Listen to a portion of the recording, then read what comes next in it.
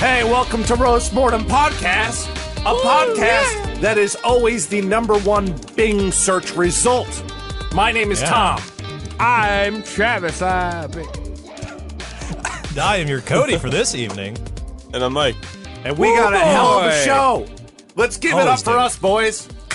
We did it. We did it. We started, and now we're going to take you to a faraway land of weeks. Yeah. Oh. Weeks. How strong are you? I don't even want to know. How weak are you? Tell me about it. Make me firm. Yeah, Mike, how weak are you? I'm very weak. Okay, tell us about how weak you are, and how was it? The weakness you've been experiencing. My week so far.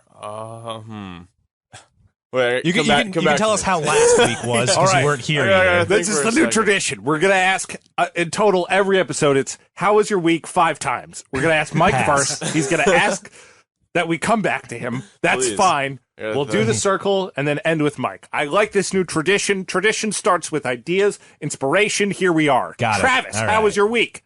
Oh, my week. Oh, my week's been good. I made a roast, a little Yankee pot roast to connect myself with my origins Okay. as Oh, a nice. Yankee. Wow. I also That's had a slur. asparagus the other day because I've been dieting. I've been a dieting boy, count my carbs. I ate this fucking thing, like one of those protein bars for the first time. Doesn't fill you up at all. It says it's a whole meal in a bar. That's a lie. That's nutritional, not actual gut volume. But yeah, I had asparagus the other day, and I forgot I had asparagus, and then I went to the bathroom, and I thought that I had cancer of my penis. Did it? And I realized that it was just a long green barb that I Your ate. penis? Now, Oh, I see. out of your hole came what seemed to be the finger of the Jolly Green Grinch. Am I right or wrong? Yeah, well, it kept going in and out. It was like reverse sounding. Right. Yeah, it does sometimes smell very bad. It smells like you are burning a cosplayer. Yeah. That's Covered in urine and Monster Energy drink. It makes about the same sound of that too. Yeah. Yes. Burning a cosplayer. It's the smell of self-ordained autism and paint. It's You great know it stuff. is. You got Cody, it. how was your week?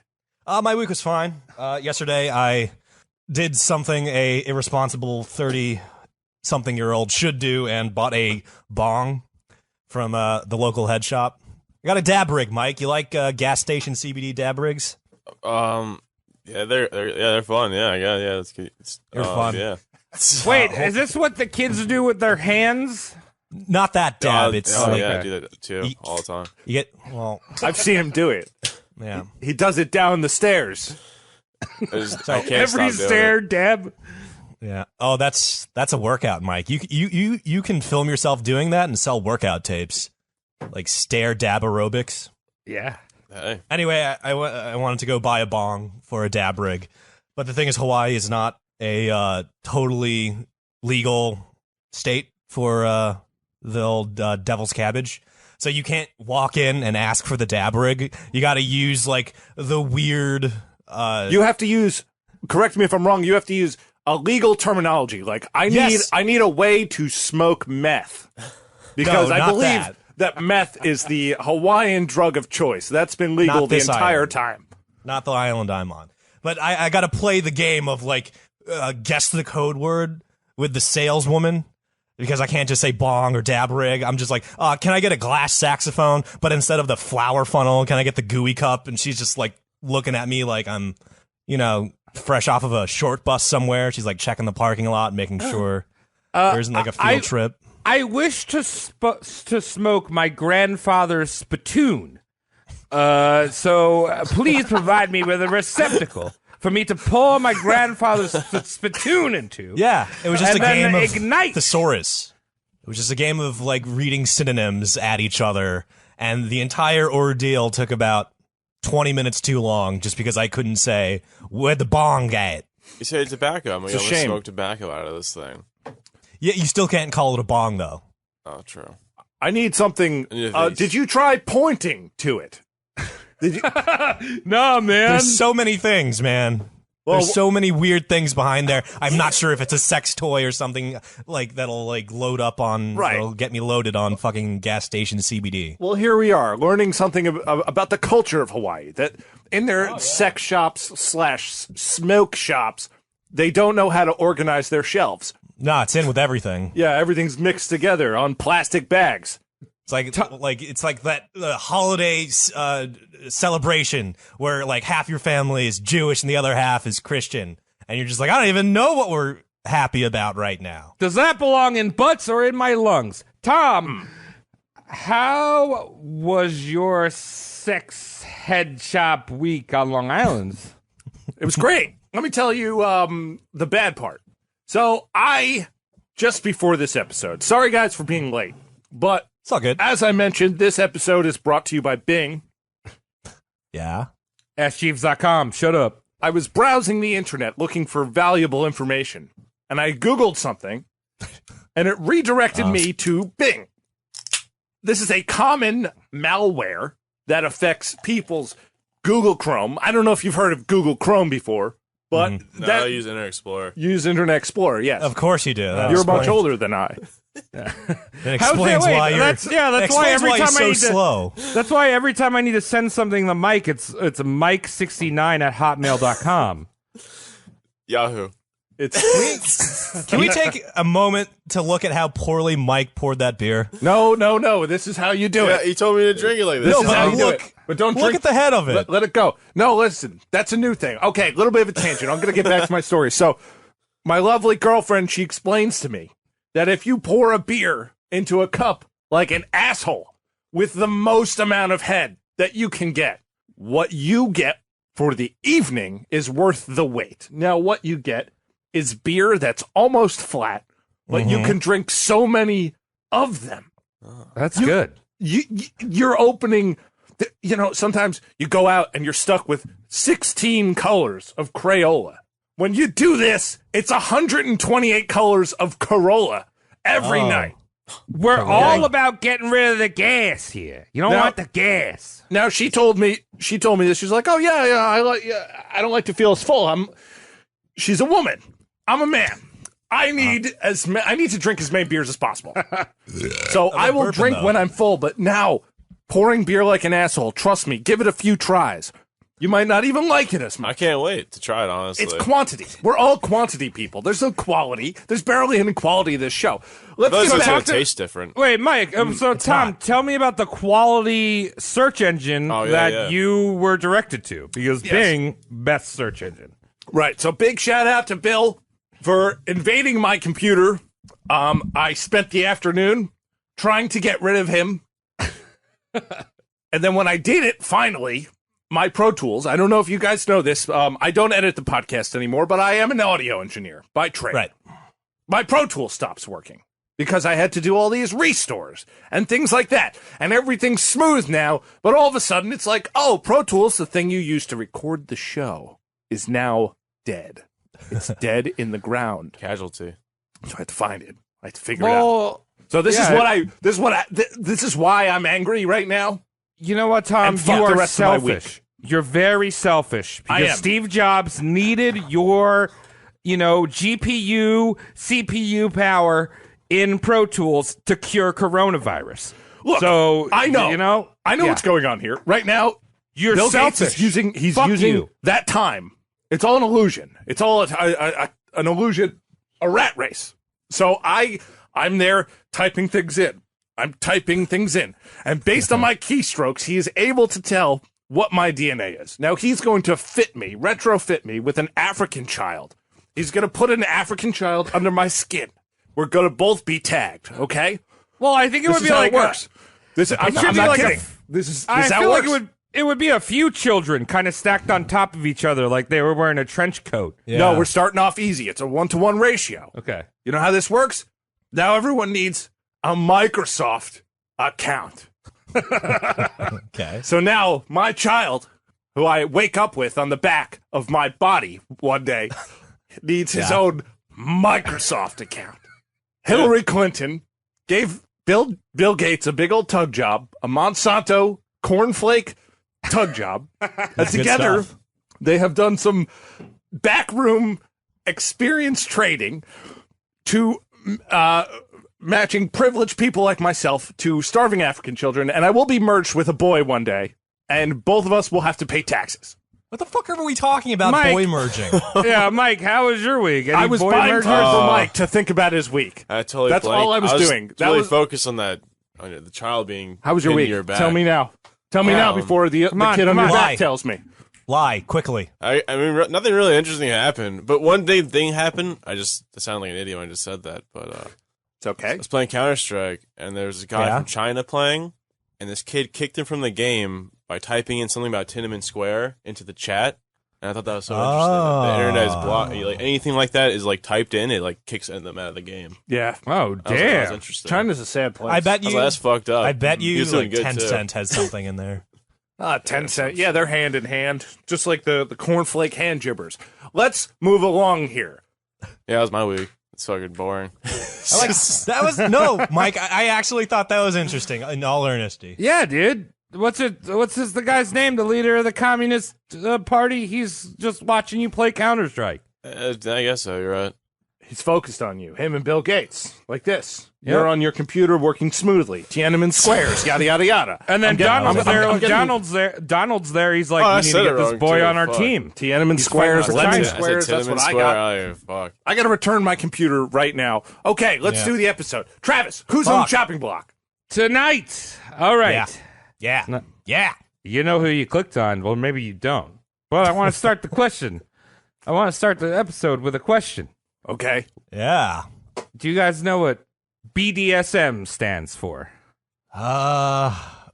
I know what the S and Like, M stand for in I think I know. BDSM. Well, I know what it is. What is it, Like, Mike? you Yeah. tied up with like whips and chains and shit like that, right? No, but- It's big men. Oh. No, it's big dudes, small midgets. Ah, Big dudes, small midgets. BDSM. yeah. Yeah. BDSM. So what do you guys know about BDSM? Mike, what's BDSM? You like as a concept, not what does it stand for? Isn't like one person like takes control of the other person, like basically?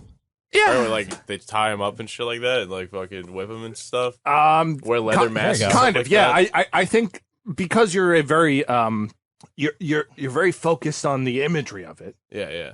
That you're correct. Oh, what Yeah. do they do though? Well, Travis, what does it actually break down to? I know the last two, but that's not Yeah. fun. I don't know the whole thing. So just like kind of how convoluted kinks are and how people love to make, just like any music genre, there's a subgenre of a subgenre of a Right. subgenre. Those are BDS actually called microgenres now. Okay, Ooh. Yeah, because subgenres are stupid. so BDSM is actually an overlapping anagram. So BD stands for bondage and discipline. DS stands for dominance and submission. And SM stands for sadism and masochism. So, like, the entire acronym expanded is like BDDSSM. Yeah. But they like Wow. pushed that shit together, made it look better. What's that last know, one like mean? tits. Would you say magism? This is a community of people that need to always look better. So I don't blame them. Well, I everyone was looks going to good in say leather. BDSM is fun, it's liberating, it's relaxing or stressful, whatever you need. You know, much like dropping acid, it's not for everyone.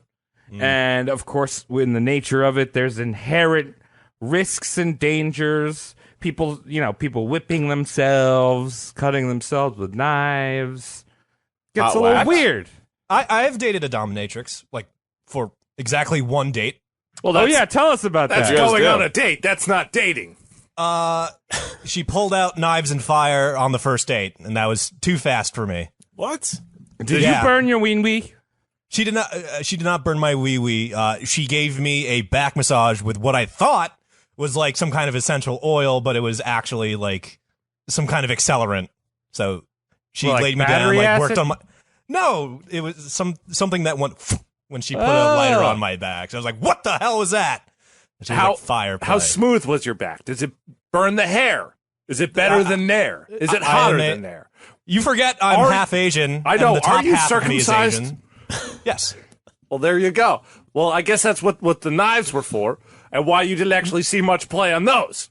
Right. So there are two main thought processes in BDSM. There's SSC and RAC. Both of them revolve around consent. We're doing a little lesson on BDSM because we're going to be talking about BDSM. All right. The majority of this show. Stay tuned for 4 idiots telling you what consent is. I'm here for it. So SSC stands for safe, sane, consensual.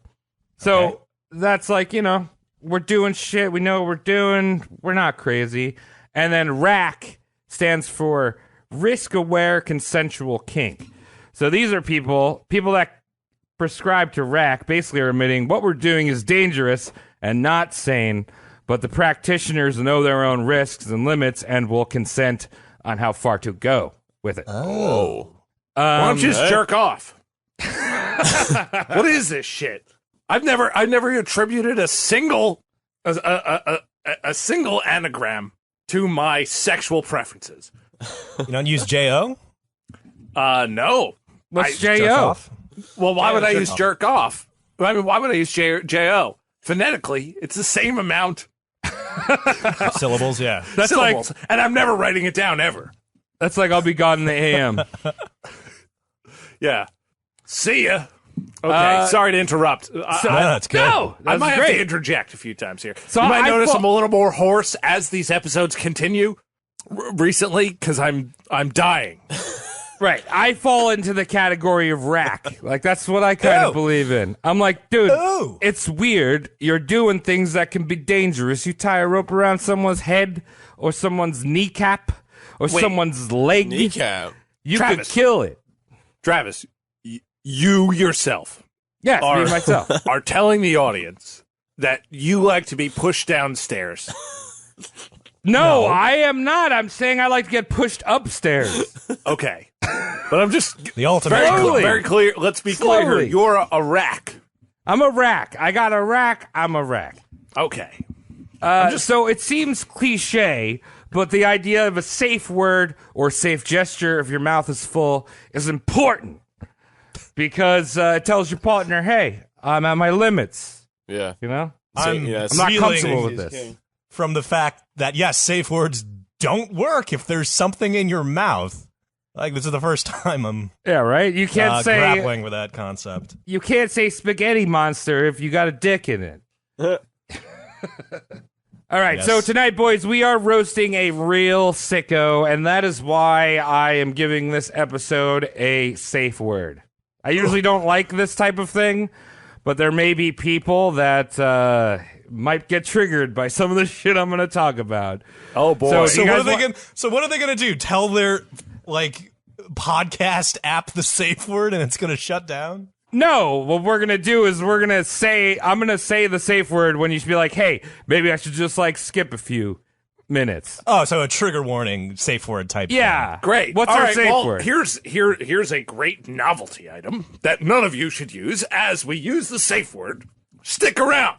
Travis, everyone who's listened to this fucking show has heard you talk about your dick and pulling it in and out of your body. It's like this, that, all this shit. Like, what is gonna happen here? Dude, I'm just saying that this episode's gonna get fucked, dude. All right. I'll So take what's it. our I'm safe in. word? I like this approach where you're trying to talk to the audience as we're doing right now. And to that same audience, I will laugh with you. As This Travis is going to be more says than that latex safe and word. spanking. Yes, because no one's skipping it. Come on, let's Mike. be real.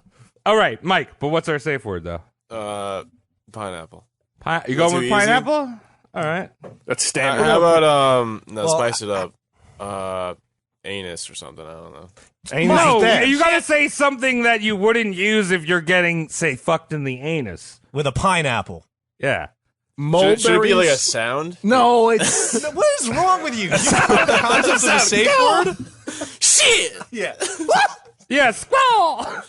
Yeah, All right, let's- squall is our safe word. Squaw.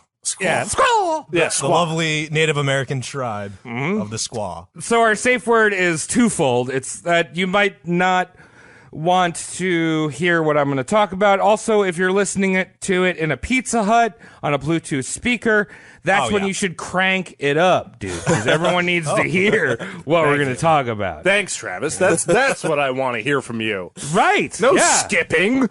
Make it louder. I like this game, actually. So, as I said, and also, if you guys feel uncomfortable at some point, you can say the safe word "scraw," and I'll just continue talking. Scraw. Because I'm not listening to you guys anyway. Okay. He's got shit to read. Okay, All right, so BDSM, bondage, discipline, dominance, submission, sadism, and masochism. Yeah. All right, tonight What was the last one? Sadism and masochism. Masochism is like when you receive pain and you like it, right? Yeah. Or is that Yes. sadism? Sadomasochism is when you give it and you like what you're Given. you like what you're given. Yeah, so Okay. tonight we are going to be focusing on those last two letters, Mike. We're focusing on the SM. So sometimes they can be combined into sadomasochism. But we're going to be specifically talking about sadism. Sadism is defined as the tendency to derive pleasure, especially from sexual gratification, from inflicting pain, suffering, or humiliation to others. So if you're a sadist, you're going to laugh at that guy who just fell holding a pie. Oh, I just come back Well, if from you the stand with a pie. Take the pie out of the poor guy's hand. Yeah. What if he was carrying a pie for his mom, and when he fell, he ate some of it, and he's really diabetic? Can you really laugh? Yeah. Can you keep getting off on that? You're You're gonna be because yeah. you're sick. You're going to be jerking off of that. Yeah. Is there some code going on? Because you're saying laugh. Do you mean boner pop? Could be a laugh. Could be. I mean, Because I'm not fucking sexually attracted to the Three Stooges, but I fucking laugh every time Curly does a pratfall. I am fully erect every time I see Mo fucking stick Curly in the eyes, man. I'm like, that is fucking penetration at its finest. Yeah. all right. Well, Penetration. I think you missed Gay Pride Month by a few months, Travis. If you'd like to backtrack, You can listen to a podcast whenever, motherfucker. That's true. I'm So happy where for do- you. I'm happy where for does- you. Yeah, where does this word sadism come from? Tell me, Daddy. it is our subject, the Marquis de Sade. Whoa. So He's an actual Sade guy. sadism. If you didn't know this was named after an actual guy, Oh, I I know didn't that. either until Yeah. I found out. Also, masochism, the one you were talking about, Tom, is also named after a guy who maybe we'll Oh. get into another time. Nice. It's a group effort, I see. Yeah. It's a little Eiffel Tower right there. De Sade and masochism. Here's a hint. It was Benito Mussolini. Yeah. He had Oh, the hardest cock in all of Italy. That's how he got to where he was. He was able to Mussolini? hang dry lasagna off of his cock. Whoa. Okay. Now, I Travis, don't- I don't- continue. Yeah, I don't know if I mentioned it, but the Marquis de Sade was not a big fan of consent. That's the reason why I was talking about consent. And you might be like, hey, Travis, why we don't do murderers on the show? Why are you talking about a serial rapist? Well, if you search Marquis de Sade, the first thing that pops up is that he is a French philosopher. So some prolific philosopher that just so happened to be a bad boy. Oh. Like, you know what I mean? But Travis, you also yeah, said yeah, you yeah. say bad boy, like, bad boy, oh, he's naughty. bad boy. He's like Mozart in the Amadeus movie by Milos Forman. But in reality, he's raping people. So that's not funny. No. Don't laugh but- at that. I can't. I'm not going to laugh the rest of the show. No. Okay. I'll do it. Good. No jokes. So, D'Artagnan Alfonso Frances was born on the was born June 2nd, 1740. Great That's start. the Marquis de Sade. What the fuck right just there. happened? Right there. Marquis right. de Sade. He's born Marquis de Sade. June. Yeah. He's born in the Hotel de Conde in Paris. Never heard of it. You think No. they how much of a deep clean do you think they did to that hotel suite before turning it over? Well, right now it's a Best Western Plus. Amazing. For the true sadists out there. Yeah. I need a corporation that I can sue if something goes wrong. I don't want a little shanty, quaint bed and breakfast. I want Best Western to eat my bill at any cost. I will smash my own face into the car parked next to me and then pull my car in again terribly and blame it on the lines. I want to meet the first guy, like old man or like old mom, like that goes on Airbnb and doesn't realize that it's not hotels. And then they go to like an Airbnb and they're like, what's all this stuff here? It's a hotel. What's going on? Oh, it's free portraits of a family that once existed. Yes, my name is Sam Marriott. This is my house. So obviously we're dealing with a Marquis here, so it's a stuck-up noble idiot once again, dog. A French one too. French right, one Travis? at that. So my pronunciations are going to be fucking terrible. Yeah, we don't do a lot of French for that reason. Yeah, his father, Jean Baptiste, was the Count of Sade. Jean And his Baptiste. Yeah, Jean Baptiste. Off to a good start. I'll correct some of them. So, and his mother was Mary Eleanor de Mal of Common. Correct. Yes. She was a lady in waiting for her distant cousin, the Princess of Condé. So that's the reason why he was born at the Condé Hotel. Condé I don't Nast. really know what a lady in waiting is. I think they just hang out and just And chill wait. and wait. Don't they But- wait for a husband? Isn't the idea? Hold on, I'll Google it. In waiting, how do you point that out and not have it in your script? Well, I'm just saying, I always thought it was like you're waiting around for a husband. But No. Okay, she's here it is. married. It's a woman who attends to a queen or princess. So she's high-end servitude. So She's waiting like a congratulations. waiter. Yes, lady in she's- waiting. You She's made playing. it. The tips are bad, but you still have your hat. She's I just playing made the that up. game. She's playing the game with from waiting, but there's nothing to slap. So Okay. Marquis de Sade was the only surviving child of his mother. So another warning: fucking royal only child alert, Uh-oh. or noble only child. So at the time of Sade's birth, for the majority of his life, his father was off doing some political shit. So the Count of Sade was someone that was just like politically out there. He's like, I don't have time for my kid. Marquis de Sade barely sees him. We're not going to really talk about him, but the Count is there racking up debt as a royal rack. does, just racking up debt. That's not good. Racking up, that's not good. What do you mean? You guys laughing at me? No, I'm not laughing at you. It's just it's so obvious, Mike. You're right. Oh, It's not good. Excuse me. It's Sade's there, poetically. Sade's there growing up with his mom and the other ladies of waiting at this Condé Hotel, and he's a brat kid. He's a straight-up Got it. brat kid. And this is coming from nobles. Wow. So when That's Sade was bratty. 4, he got in a fight at the nursery with an 8-year-old. And some kids... What kind of fight? What Yeah. kind of fight? Be specific. Knife? Well, no knives. This, what are we doing? This Zip is guns? fisticuffs. Little fisticuffs. Little childhood Duchess of Dewsbury. 8-year-old fisticuffs. I'm So interested. some people might say, okay, it's kids. They fight sometimes, right? French How bad yeah. could it be? Well, Sade had whooped this kid twice his age and was like sitting on his chest like Dragon Ball Z, like creating a crater with his face Damn. That's into the ground. if he's 8, that the kid is 16 is what you're telling me. Oh, no, Sade is 4 and Oh. he's 8. Yeah. The kid was probably polioed up or something. Yeah. Give Leg him a break. braces, maybe. Give him a break. Basically, all the ladies in waiting got together and all like, your kid can't stay here. And Sade's mom was like, all right, yeah, he's kind of an asshole. So they sent him off to live with his grandma in Provence. Oh, grandma's house. I like how the mother didn't defend it. He's like, oh, yeah, he's an asshole. I know. This So it was a motherfucker job. has been jumping on my bed every night for the last 2 years, beating the shit out of my asshole for no reason. Yes, I sleep on my belly. Some people don't like that. Some people think that Weird. results in bad dreams. I think it results in raspberry-sized blisters on my ass.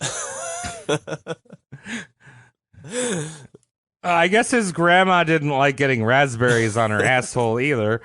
So, you know, she realized that Sade was basically Buzz from Home Alone, and he was like, I can't deal with this kid. So a year later, she's like, this idiot needs to go. Let's get rid of him. Yeah, Buzz's girlfriend. Woof. So Sade was sent off to live with his uncle, Abbot Jacques Francois, at the Abbey de Sade. Okay. Good enunciation. Yeah. His family figured, hey, well, I mean, this guy's a monk. Monks are fucking strict as shit. They're going to knock some sense into him, right?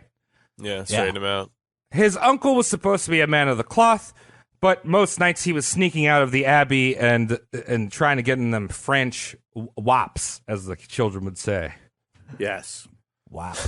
What does WAP stand for, Mike? Why, Don't why give me a right asking answer. me? I have no idea. You're Don't give me a right answer. This is your job. It's a reference. Wait, you're, what? you're. Why would I listen to that song? I don't know. WAP. I don't know. That probably stands for like vagina or something like that. Fine. Close enough. Wow, you really don't He know. is entering. He is entering the French vaginers every night at the abbey. So I mean, we're Vagina. going. Yeah, a man of the cloth. You know, he's supposed to be all humble and shit. Little Marquis decides there. He's like, oh, look what my uncle's doing. He's really man of the flesh. Okay. Look at what my uncle is doing. I'd like to imagine him just walking into his uncle's chambers as his uncle is like, frenulum deep in a French whore. And he's just like, look what my uncle's doing. Yeah, his saying it to himself. Writing it in a to notebook himself. while speaking aloud. Look at what my uncle is doing. Oh man, I'm just imagining like Marquis de Sade as like Malcolm in the Middle the entire time. He just has those monologues. Does he have the forehead for it? Oh yeah, he had a pretty big forehead. Yeah, the Wow. foreskin for it. Could you land a plane on his forehead?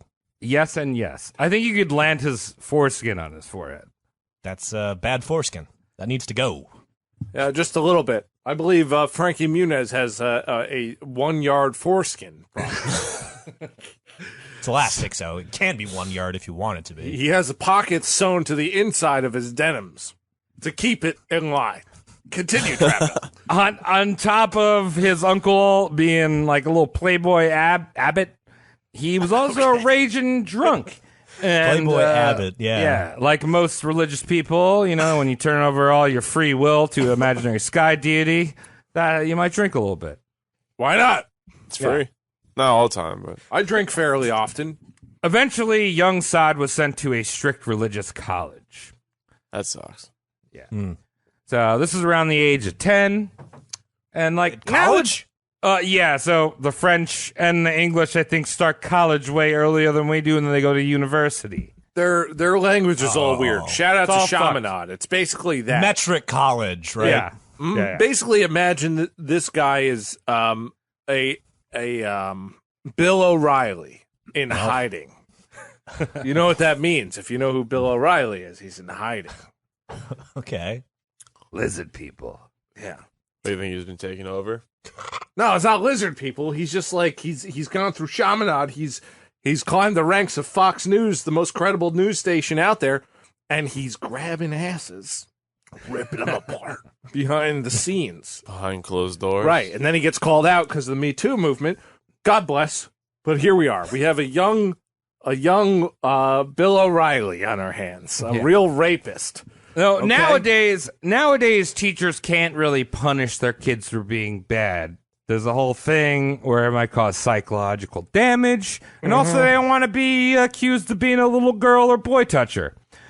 It was a little bit less strict when we were kids, and when our parents were kids, I mean, teachers were able to hit their student. No problem. It's a little smack around. Yeah. But back in Sade's time, especially in an extremely religious school, flagellation was the punishment for any offense, smallest. Doesn't matter how small the offense is, you're getting whipped, dude. Ow. Nice. I want to elbow drop a student, motherfucker. choke him out. That Little is what- shitheads. Yeah, that's when Sade. Oh, yeah. That's when Sade first developed his relationship with the whip. So while Father Stefan was going to town on this kid's back, he's like, "Oh yeah, Daddy, harder, please, Damn. harder, Daddy, Uncle Daddy? Father, Daddy." Oh, just for everyone's sake here, don't use. We're not painting a picture here. We don't want to Yeah, describe a it's- young boy being beaten. It's terrible. It's just this is the facts. yeah. No pictures. Don't imagine this, you perverts. Tell him what to imagine, though, Travis. I was thinking of something else. Sade needed more discipline. He's like, I need more discipline. So he goes to a military academy and then in 1755 he joins the Royal Foot Guards. Whoa, the Foot Clan, Foot Guards. the Foot Clan of France. They just walk around. Yeah, they just hang out, Yeah, walk Mike. around. Oh, that's pretty neat. They're not on horses, Mike. That's what that means. Oh, Yeah. So we've talked a lot about how rich people could just purchase a role as an officer in as armies. what is it? Commission? Commission, yeah. Yeah. So Sade was rich, so he's able to commission himself a role as an officer. Now, what he really wanted was some good old-fashioned wartime action. This guy liked to, hurt people. So what better place to put him than on a front line? What conflict is popping off right now? Fortunately, France, when he joined, was in a brief window of peace. Oh, So there was nothing going on. Of But- course. He got his luck when France entered the 7 Years' War, or the French and Indian War, as we love to call it, in America. mitochondria is the powerhouse of the cell. So he was able to experience freedom. Oh, he knew what freedom was, dog. He knew what freedom was twice over. I'm happy for him. So Sade was involved in the German campaigns that France was fighting, and he explained that he loved the hacking and cleaving of the Hanoverian heads that he used to do with his saber. Because the head comes right off, dog. jeez. Do you think he actually did that, Travis? What, chopping off heads? Yeah. Yeah, absolutely. How do you know? Because he wrote about it. Well, that doesn't mean anything. I mean, think about how many 14-year-old boys write about how they like anal because they seen it on TV. I'm gonna say that if he didn't actually do it, he was kind of like when you first were like, let's try anal. He kind of put his tip around the hole, so maybe he like sliced him a little bit in the neck. Okay. Yeah. Gave him a little slice. Gave someone a slice. haircut and said, this is my wartime document describing everything I've got. And I'm horny as fuck after it. Yeah, and he whispered to the person to be beheaded.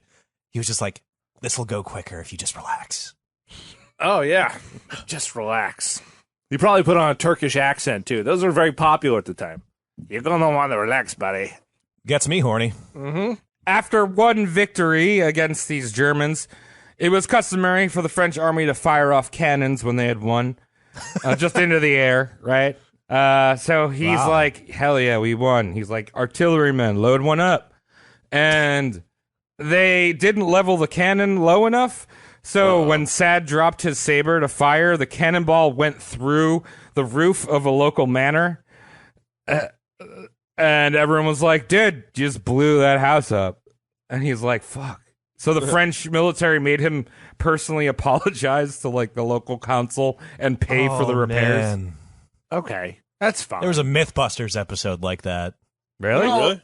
Yeah, they shot something off and it landed in like an Alameda like residence. Oh, And like the Mythbusters had to like pay for like all the damage. the house to be like renovated. Damn. And it's one of those things where like the Mythbusters were like, oh my God, we just shot a fucking hot water boiler like 9,000 feet into the air. And then like in the newspaper, they read like hot water boiler crashes through home. And they have to be like, I hope that wasn't us. I really hope that wasn't us. But of course it was. Yeah. So- Slim chances. Yeah, so he eventually works his way up to colonel and the French dragoons, you know, those horse boys with pigtails. Horse boy. Now, obviously, needless to say, army guys like to fucks. There's a lot of adrenaline, there's a lot of testosterone and alcohol when they're not shooting things. Sade, Sometimes when they are shooting things. yeah, Sade was no exception. And he also had this little kinky whipping thing going on. So he had mistresses left and right, and one of the things that he said that I kind of, it kind of makes sense. He said the best way to learn a language was to get a mistress that was a native. Because what better way to learn a language when you're balls deep in someone? Well, if you're a rapist, it doesn't matter because you're not listening to them anyway. This is consensual. Oh, so he's still at a consensual age. Yeah, he hasn't reached the weird. My bad. I would point. hate to brand young Marquis de Sade as a rapist. Interesting thing, Travis. I think you mentioned it earlier, but you were saying, I think it was during the minor episode, that like translation handbooks were just the dirty shit to say during sex. Because that's all people really cared or knew about. Mm-hmm. It's just like, it was just the dirty European handbook of like dictionaries. And it was all the same thing. It was just everyone opened their book up, and it was the same word in the same language, and it was bukkake. Yeah. And they all just said bukkake to each other. And then the ladies' edition was more eels, please. Oh, Cheese whiz enemas. That's Korean. I've learned Korean now, guys. Congratulations, Chingu Tom. Chingu. You were my cousin and my best friend. That's what that means. Really? That's shit. Yes. All right, so after this German campaign that Marquis de Sade was on, he was put on guard at Gay Paris. Gay. Now, the one thing that I've heard a lot about the reputation of the ladies in Gay Paris. You know, they got Moulin Rouge. You've got the blowjobs. Okay. Doing French it French kissing. style, you know, French right? kissing. So it sounds like there's a lot of fun happening in Gay Paris. So much fun. And for a horn dog like Marquis de Sade, this is a perfect place to flex his cum muscle. Right here in Paris. Showing it off. Showing it off. So here's where this sexual vampire kind of comes into his own.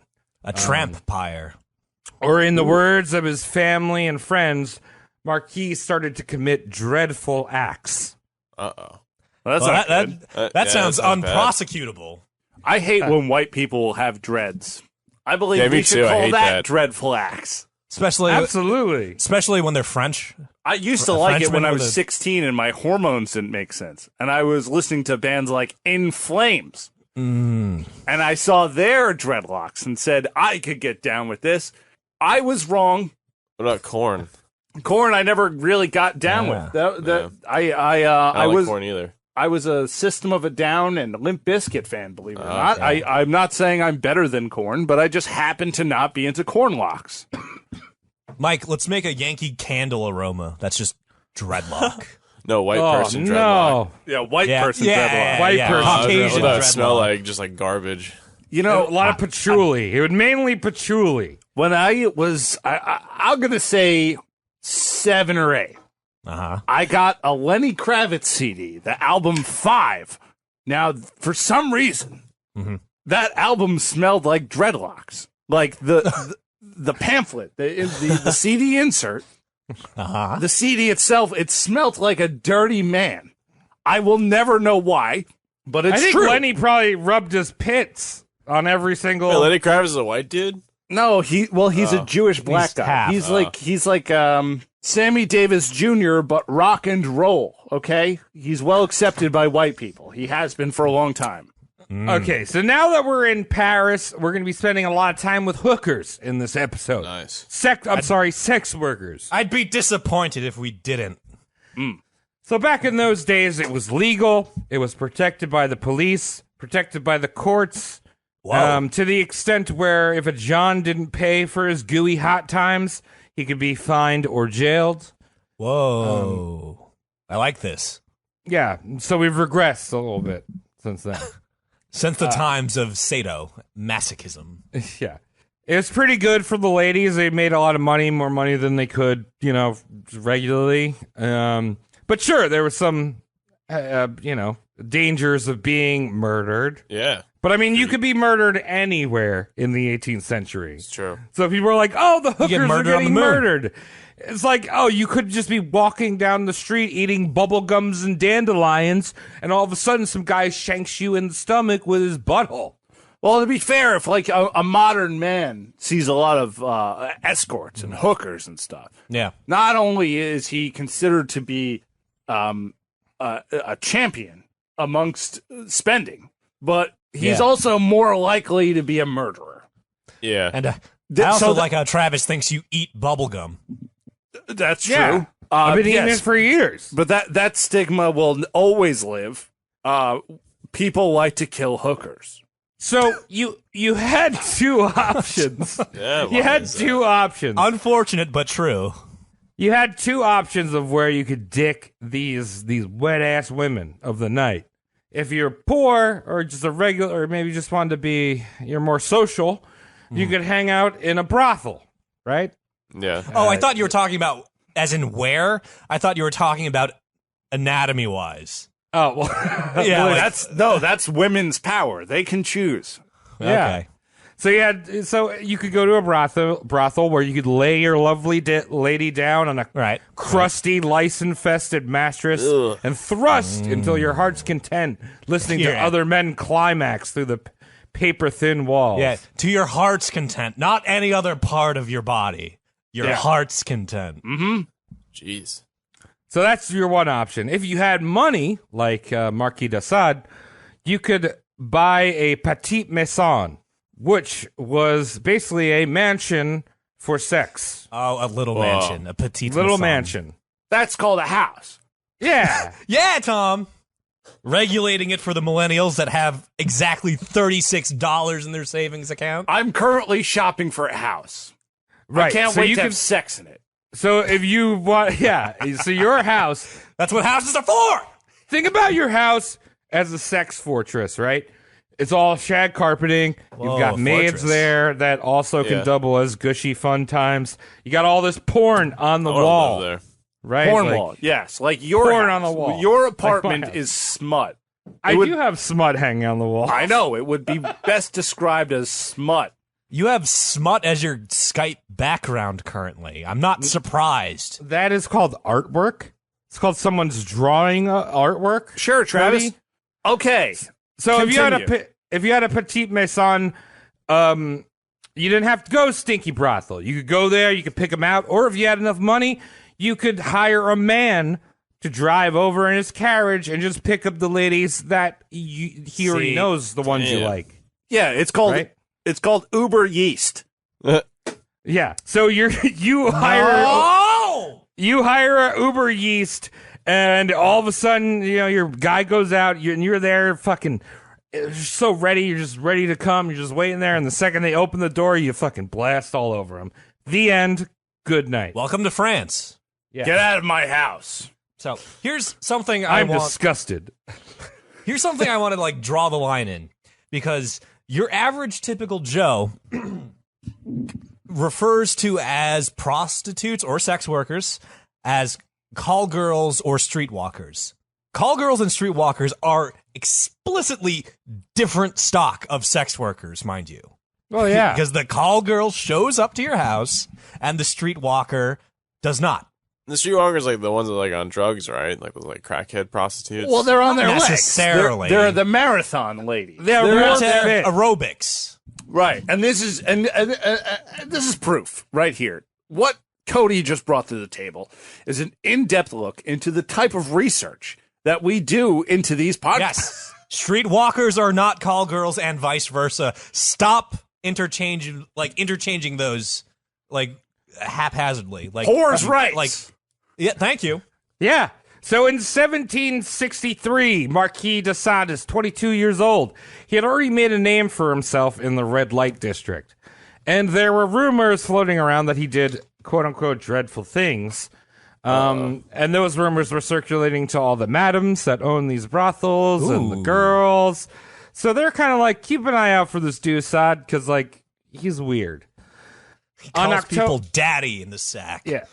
Yeah, that's fucking weird. It's He'll sir. pay you the amount that you ask. And when you're done with the transaction, you'll feel that, though, perhaps you haven't been compensated well enough. But don't worry, he tips his fedora. Sure does. On October 19th, 1763, 20-year-old bombshell Renee Tessard.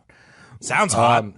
Yeah, she heard from a coworker that this dude Sade was weird, but he pays well. So Renee was a prostitute. That was like half of her job. She was just doing this to pick up some income, kind of like an e-girl. You know, right? OnlyFans. Like, she has a regular job. She works as a prostitute at night. Okay. Some of the like fucking hottest hustlers I know have 2 jobs, and one of them is OnlyFans. It's just like I get you. I see you. OnlyFans is a place for lies. Right. So she's like, there's some risk with this guy, Sade, but she needs some extra cash for, I don't know, like the PS .05 or something. She needs to buy it. So she's like, fuck it, I'll suck his dick. So she met Sade at the brothel, and he's like, oh, this dude isn't bad. He's good looking. He's 22 years old. Like, this is better than like an old crusty Frenchman, ball sack like, or something like that. you know, right? No, It's like, not ball bad. sack decrusted. So Sade pays her up front and said, yo, bitch, I'm going to pick you up. I'm going to go bring you to my petite maison. My driver's going to pick you up at 8. Wow, Sweet. baller shit. She's like, great, I'll bring a vacuum. This is going to be haunted. Dude, he sent an Uber. Yeah, he paid for the Uber. Wow. What a gentleman. Yeah. I think me and Mike were talking for hours before this episode, and we both agreed that the best way to go about that is to go to the woman's place and bring your skateboard. Yeah. Yeah. Because Kickflip over can be kinky. her coffee table. Yeah. Bust in the door, say, hey, you called. If you want to look really cool, take your trucks off your skateboard and then just use the deck on her carpet and do kickflips. Yeah. You don't want She to loves scratch the that. floor. Yeah. Good point. Okay, so anyway. So around 8 o'clock, Sade's young manservant Lagrange goes and picks up Renee, and so he brings her back to this mansion that's completely elaborate. She walks in, and Sade's there like, oh hey, and Sade brings her back to the fucking room because there's a room for fucking. Is pantry a French word? Yeah, I was going to say, what's the French word for it? It's not, quote unquote, the fucking room. Is she later that evening going to give birth to a can of green beans? Yeah. Much like the Jolly Green Giant slithering in and out of Travis's penis, as mentioned earlier. Oh, yes. Or was that an outtake? I can't remember. It doesn't matter because either way, this girl's getting fucked. So, Travis, tell our flaccid audience how this happens. So the second she enters the fucking room, Yeah. he locks the door and puts the key in his pocket. Sure. Not going nowhere. So at this point, Janae is probably slipping off her panties and like, oh yeah, all right, I'm about to get banged. Cool, I can go home early. Because he's probably already about to come. But Marquis de Sade is like, wait, I want to know about your religious beliefs. Oh, good. That's a great way to intro, right? When you're about to get it on, tell me about Especially what you during believe job in. interviews. Mm-hmm. Yeah. I used that opening line for that one year I didn't even really talk to a woman. Oh. And Sade just not listening. He's like, oh, yeah, cool. That's cool. He's like, did you know I had sex with a lot of women, and most of them, we committed blasphemy and sacrilege. It's pretty dark, right? Oh, he's playing that card. Interesting. And she's just like, I'm Hindu. I don't know what those words mean. Well, That's a joke. That's a bad joke. I know it's bad. It just came to mind. So then he turns to her and our says, podcast is free. yeah. He turns to her and says, if you are God, let's see you take revenge. Hot. I like that.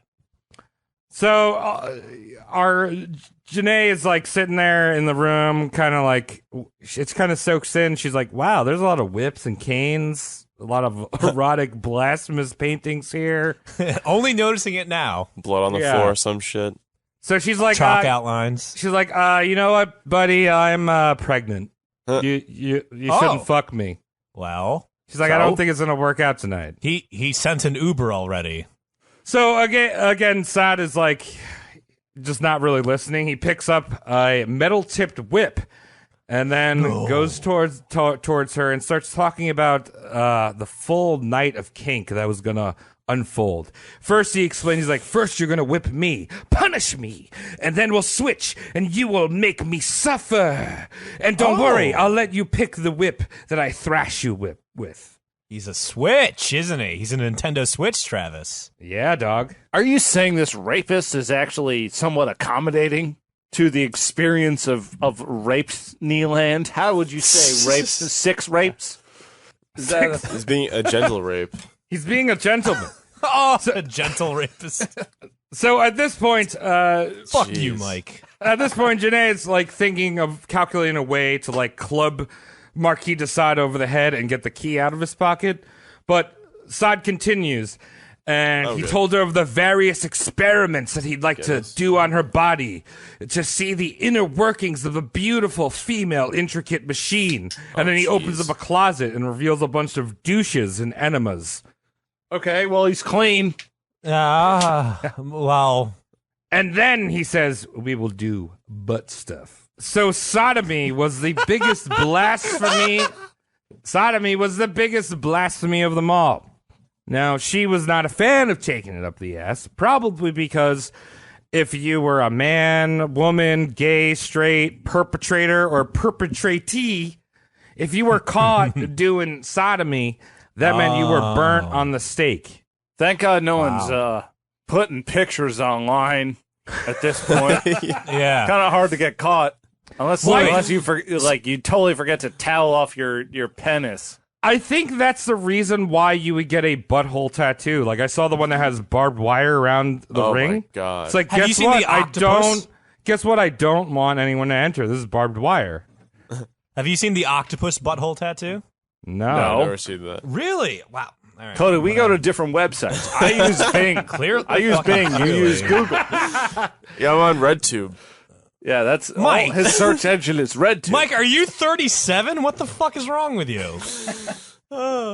So, all right, if you're caught with butt stuff, you burnt on the stake. Fucking is fucking. Receiving and giving?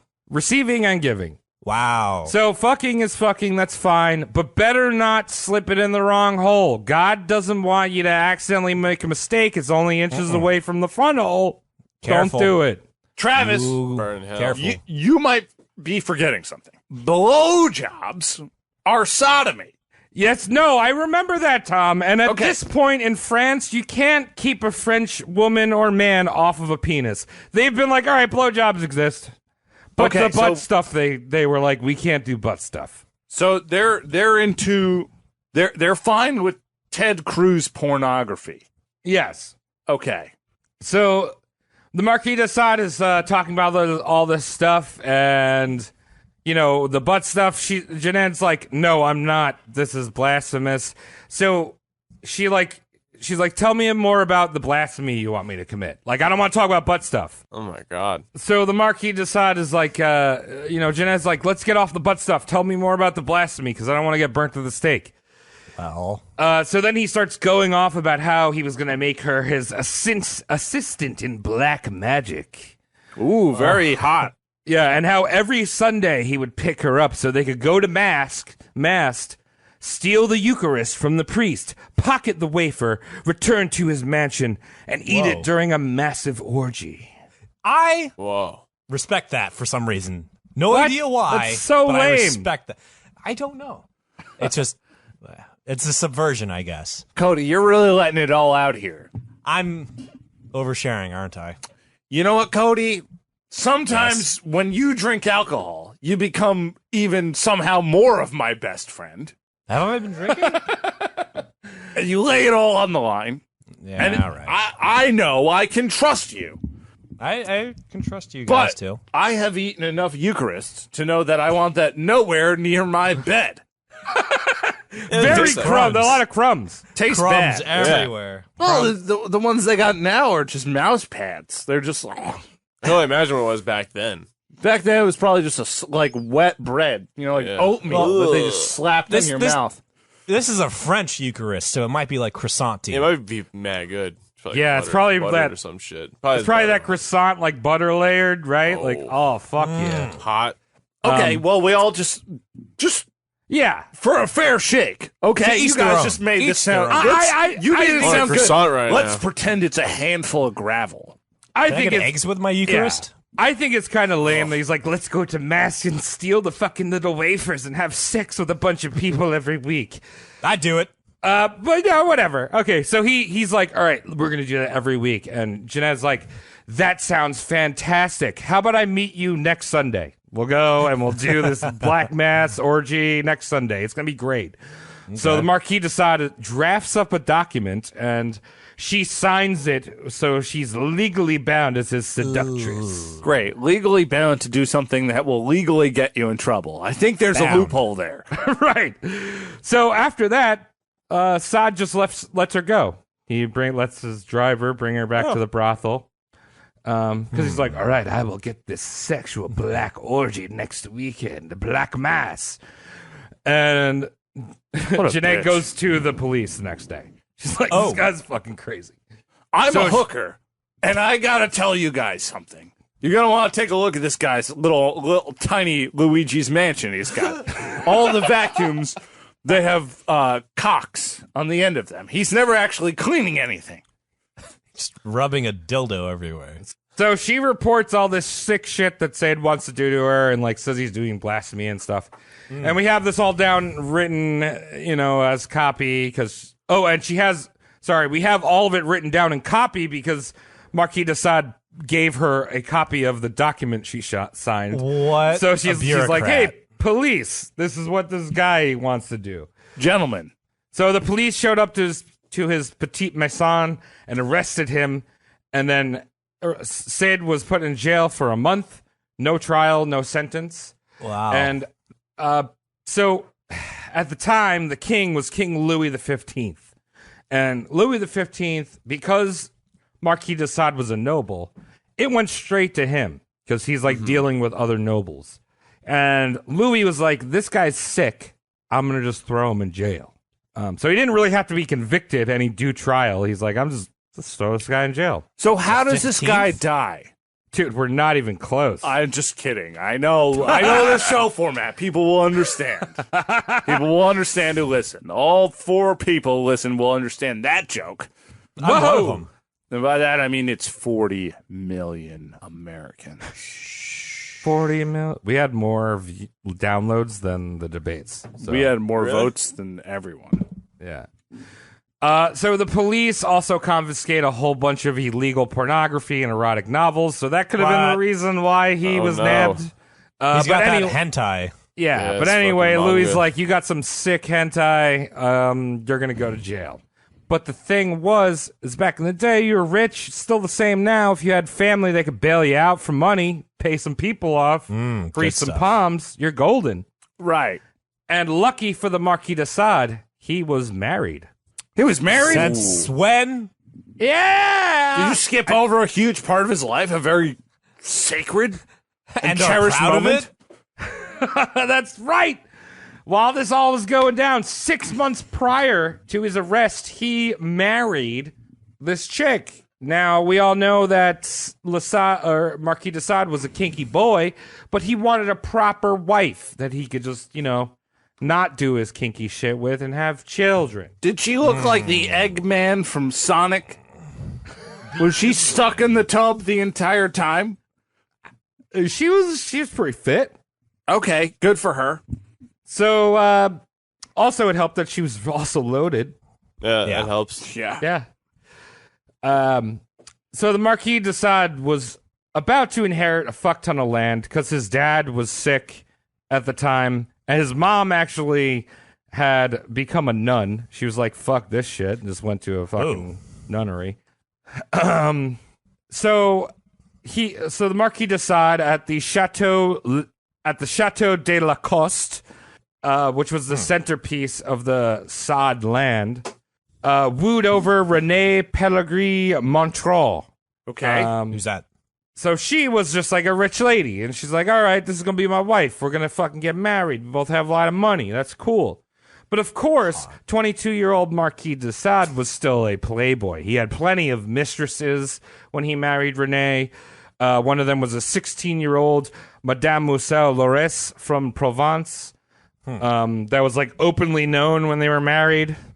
And as a newlywed, Marquis de Sade spent a lot of time in Provence because it was South France where it was warmer, and Marquis de Sade noted that the warmer you get in the climate, the looser the women.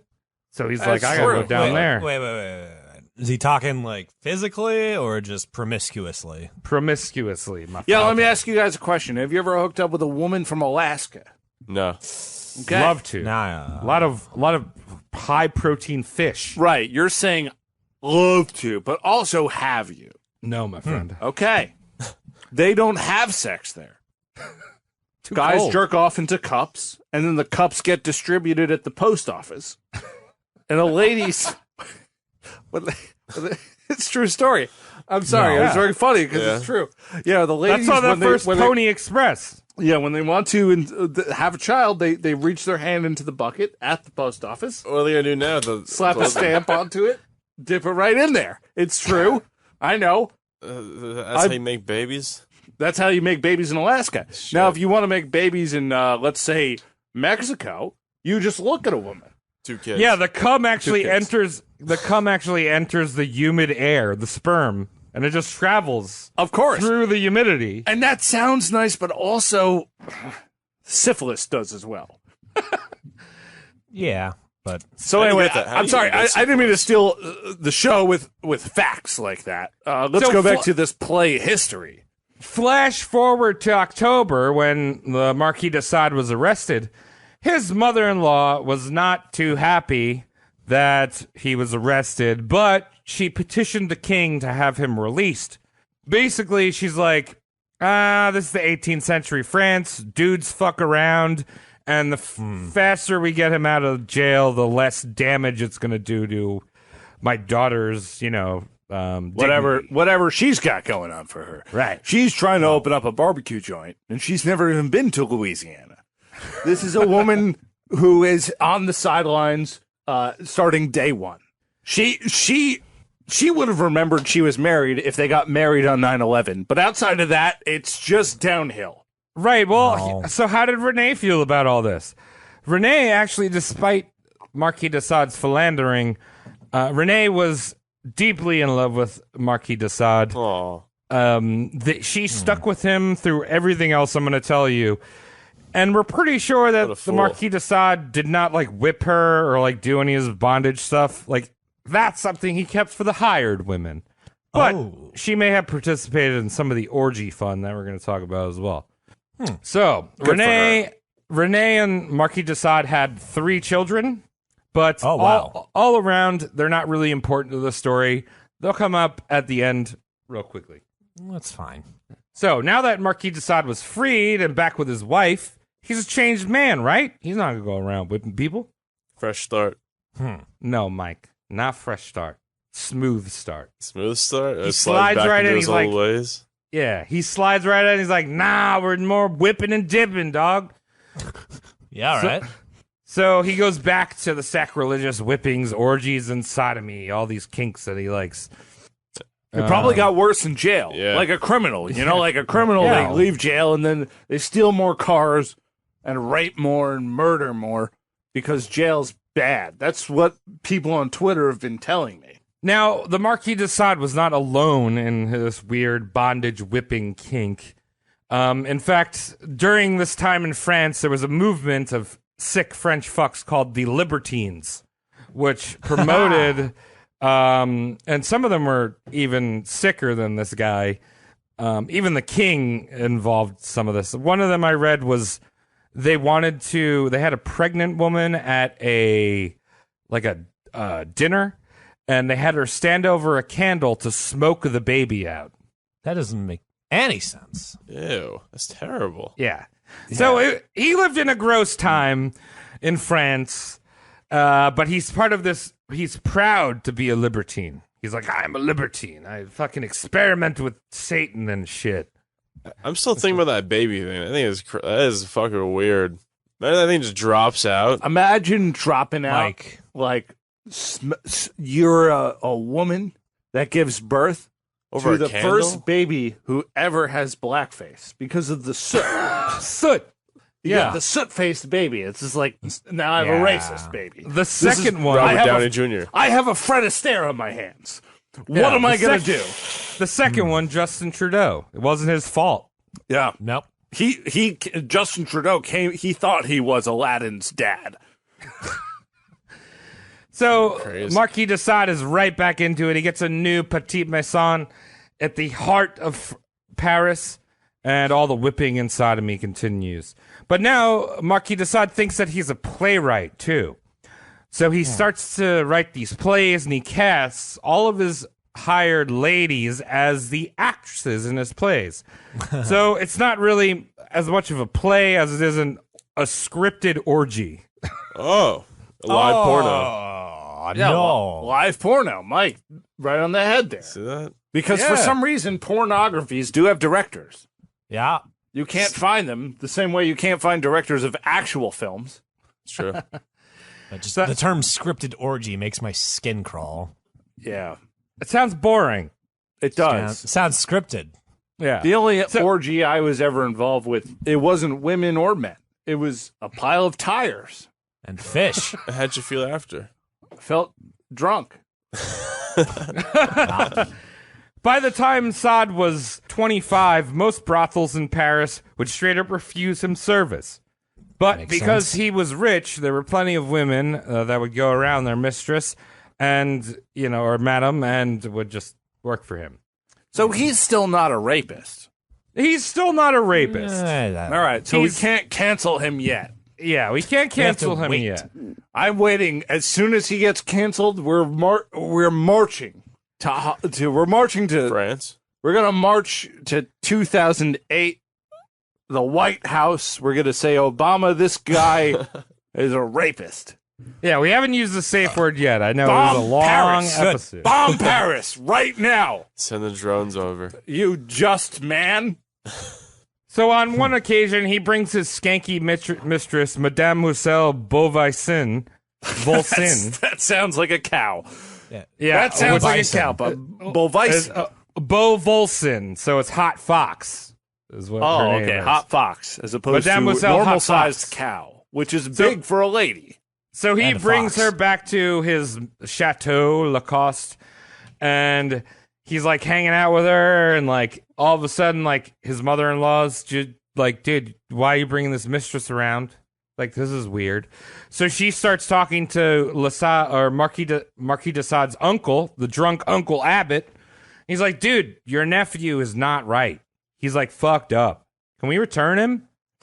Yeah. We just now came to the conclusion. Jail is forgivable. But this one time I caught him, it's with my own fucking eyes. So if you Take some remember, times. Also, he forgot to order me a soup at Panera. Fucking piece of shit. So Dude, throw Panera him soups are great. throw him down the well. Throw So him it- up the well. Push him up the well. Push him up the well till he likes it.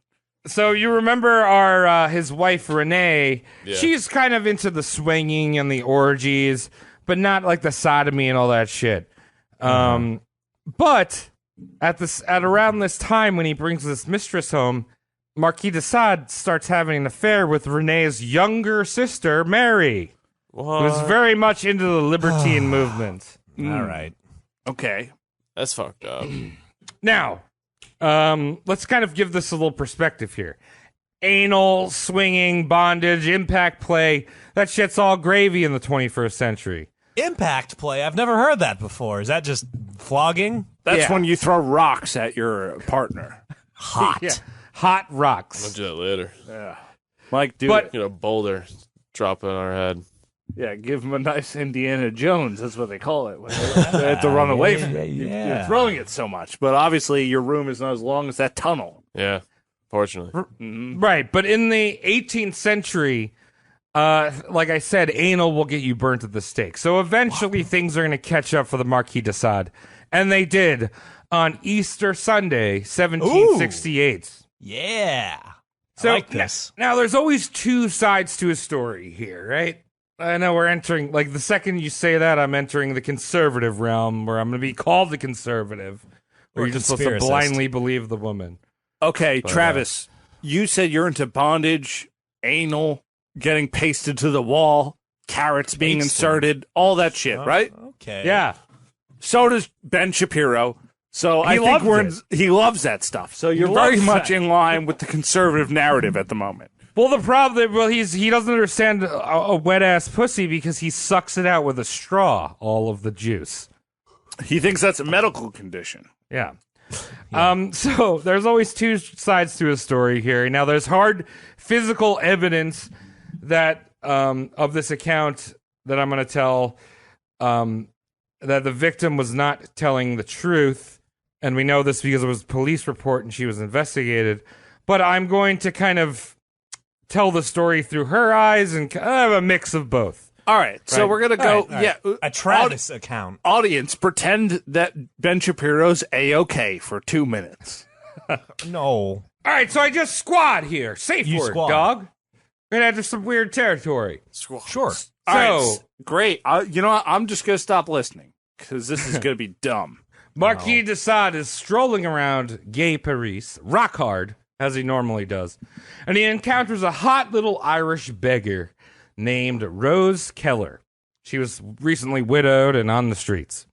So Marquis is eyeing her up like, damn, dog, you want to make some money? You want to be part of my party de libertage? I've never seen anyone as pale as you. Would you like to come into my room and hide in my bed sheets? And I will spend hours finding you. So Rose is like, I'm not that type of lady, sir. And Marquis decides, they're like, all right, well, do you want to be a maid at my petite maison? Now, Rose was a smart street woman. This was a street urchin lady, intelligent lady. So she knew that what a petite maison was. She might have been Irish. She'd been living in the country for a while. She knew French. I heard of petite maison before. I don't trust that place. So Well, I'll go work there. Yeah, she knew that a maid was not just there to squeegee off the splooge off of the windows. There were going to be some direct deposits into her bank account. And into her vagina. Yeah. Yes. Thank you for breaking that metaphor. I did it. So, but she agrees with Marquis de Sade, and she heads off to his new petite maison into the countryside just outside the city. So once inside, Marquis again locks the door and tells Rose to undress or he would kill her and bury her in the garden out back. Wow. So Rose That's extreme. undresses. That's how you would undress, right? You'd be like, I don't want to die. Yeah. I say that every time I jump into the shower. So the Marquis de Sade then throws her on the daybed and ties her hands, feet, and waist to the bed. And Marquis de Sade then leaves the room and comes back with a sleeveless jerkin and a birch rod. You explain yourself this instant. Yo, he comes back What are as those like things? a leather What's a daddy. jerkin? Comes back as a leather daddy, dude. Like he comes back looking like the old men that ride Harleys and think they look cool, but everyone's laughing at them. Right. Oh yeah, you look like a the package of pre-sliced ham. The village people guy. Mm-hmm. Or the village people? Village men? So Village people, yeah. he then Village people guy. he then proceeds to cane her with the birch stick while jerking off. He beats her. He beats her about 8 times before taking out a knife and cutting her butt. And after that, he pours hot beeswax into the incisions. And then after that, it's Rape Town. Wow. Rough. Yeah. Now, Marquis de Sade releases her from the ropes, and then he leaves the room and comes back with an elaborate dinner that he had cooked. Oh, good. That'll make it up. Sorry. Microwave bean burritos, my favorite, especially those after are so getting good. raped. So he comes back. He's like, "Oh yeah, I'll let you go soon, like this evening." And she's like, "Oh, I'd really like if you release me before the evening, so I can make it back to Paris, so I don't have to sleep on the road." Very rational. Yes, but Then One round Marquis, two. then Marquis leaves the room and locks her in and goes off to fuck another mistress in another room.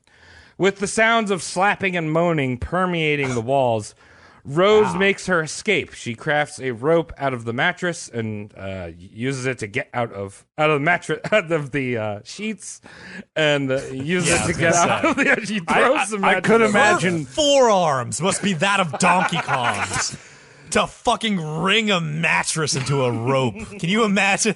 I would like to think that like mattresses back then were just old sailor rope in general. Yeah. Like you just crack open the lid and it's just like great, 700 yards of rope. For those of you not privy to the visual feed, we have an honest-to-goodness spit take from Travis.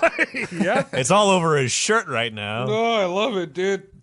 Travis, you're a mess. Keep going. Yeah. So We love she runs out of the window. She runs out of the window. She falls on the ground. She's good. But she's running around half naked in the streets. Ow, my and ass. And then she runs up to one of Marquis de Sade's neighbors, and she's like, "Are you all right?" And then she takes her to the police. She reports what happens to the police that night. Okay. Oh my god. Now, because this was a police investigation and eventually a trial, Rose's body was examined the next day. Ooh, sounds Now, the whole thing about her cutting her ass with a knife, the investigators just saw some light bruising, no lacerations. Huh. And the hot wax that she mentioned was poured into said wounds. Marquis de Sade mentioned that this was an ointment used after whipping, which is something common with impact play called aftercare. Yeah, it is. Great.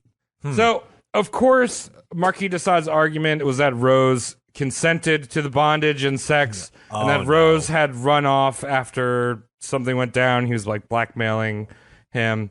But the biggest charge against Marquis de Sade was not rape. It was the fact that he had committed blasphemy because it was Easter Sunday, and he had also not paid Rose because she had run off before he could pay her. Well, that's her fault. And also Easter Sunday. Yeah. Sorry, man, that happened to land on a weekend. I was out partying. I hate how Easter shows up on Sundays.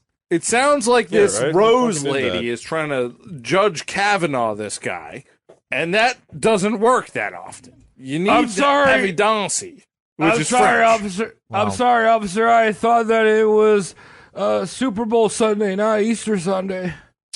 Forgive me. Who can tell the difference, man? It's mid-1700s. That's how he talks, probably. Yeah.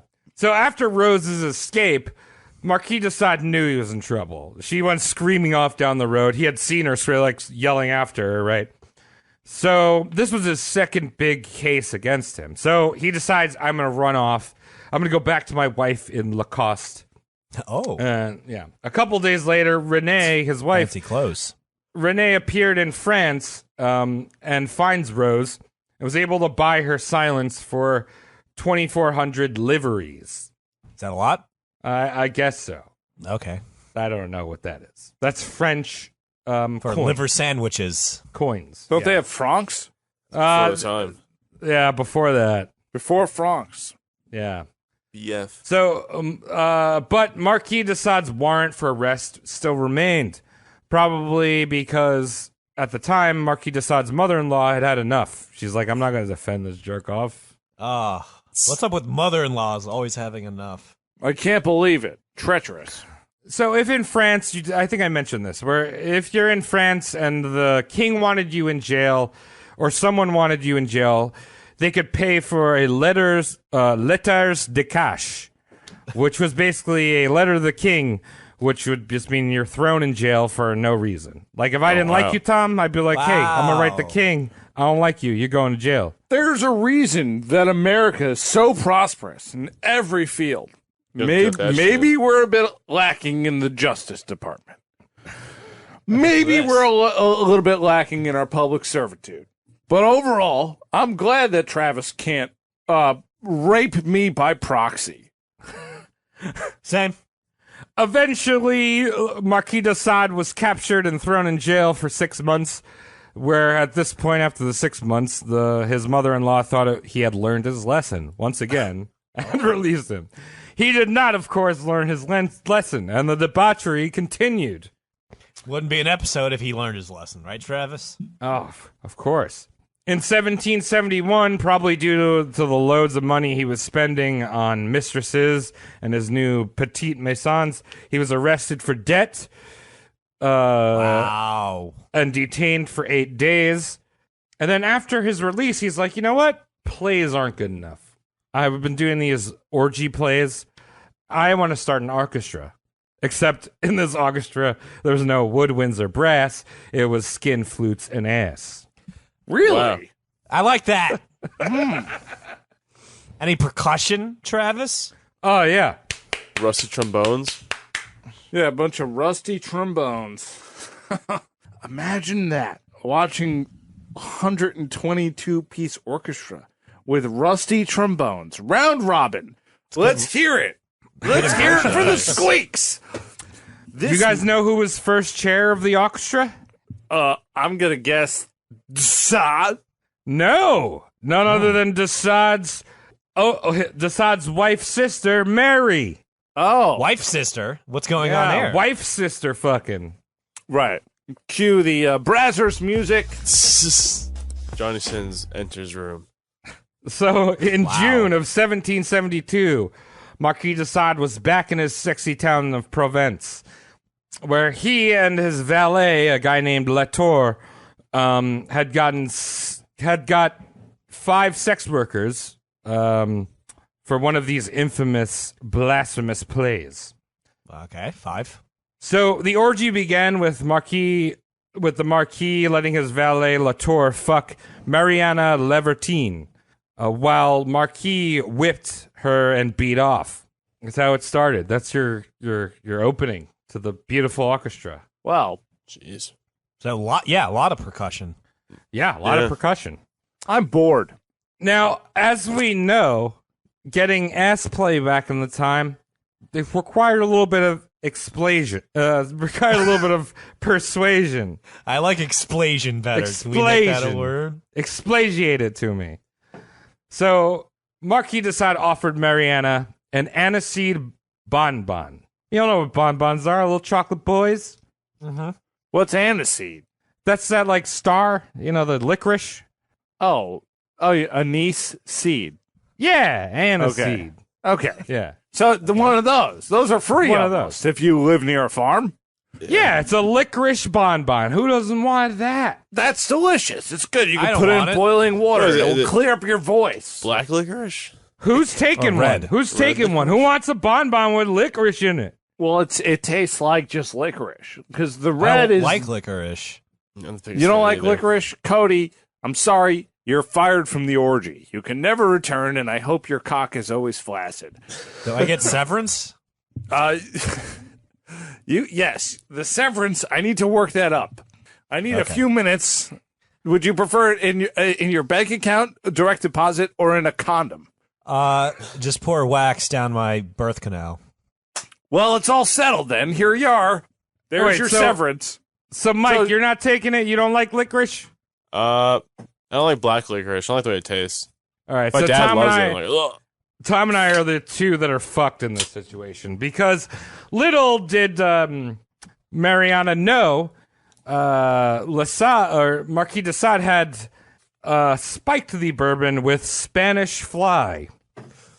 Wait, that's a real thing, not just like a 7-Eleven purchase next to the Rhino 69? Yeah, I didn't know. I always thought it was Rhino 69 juice, right? Like Spanish fly is make believe, but apparently Spanish fly. it is real, and I'll tell you what it is. And it was also the drug of choice used by Bill Cosby.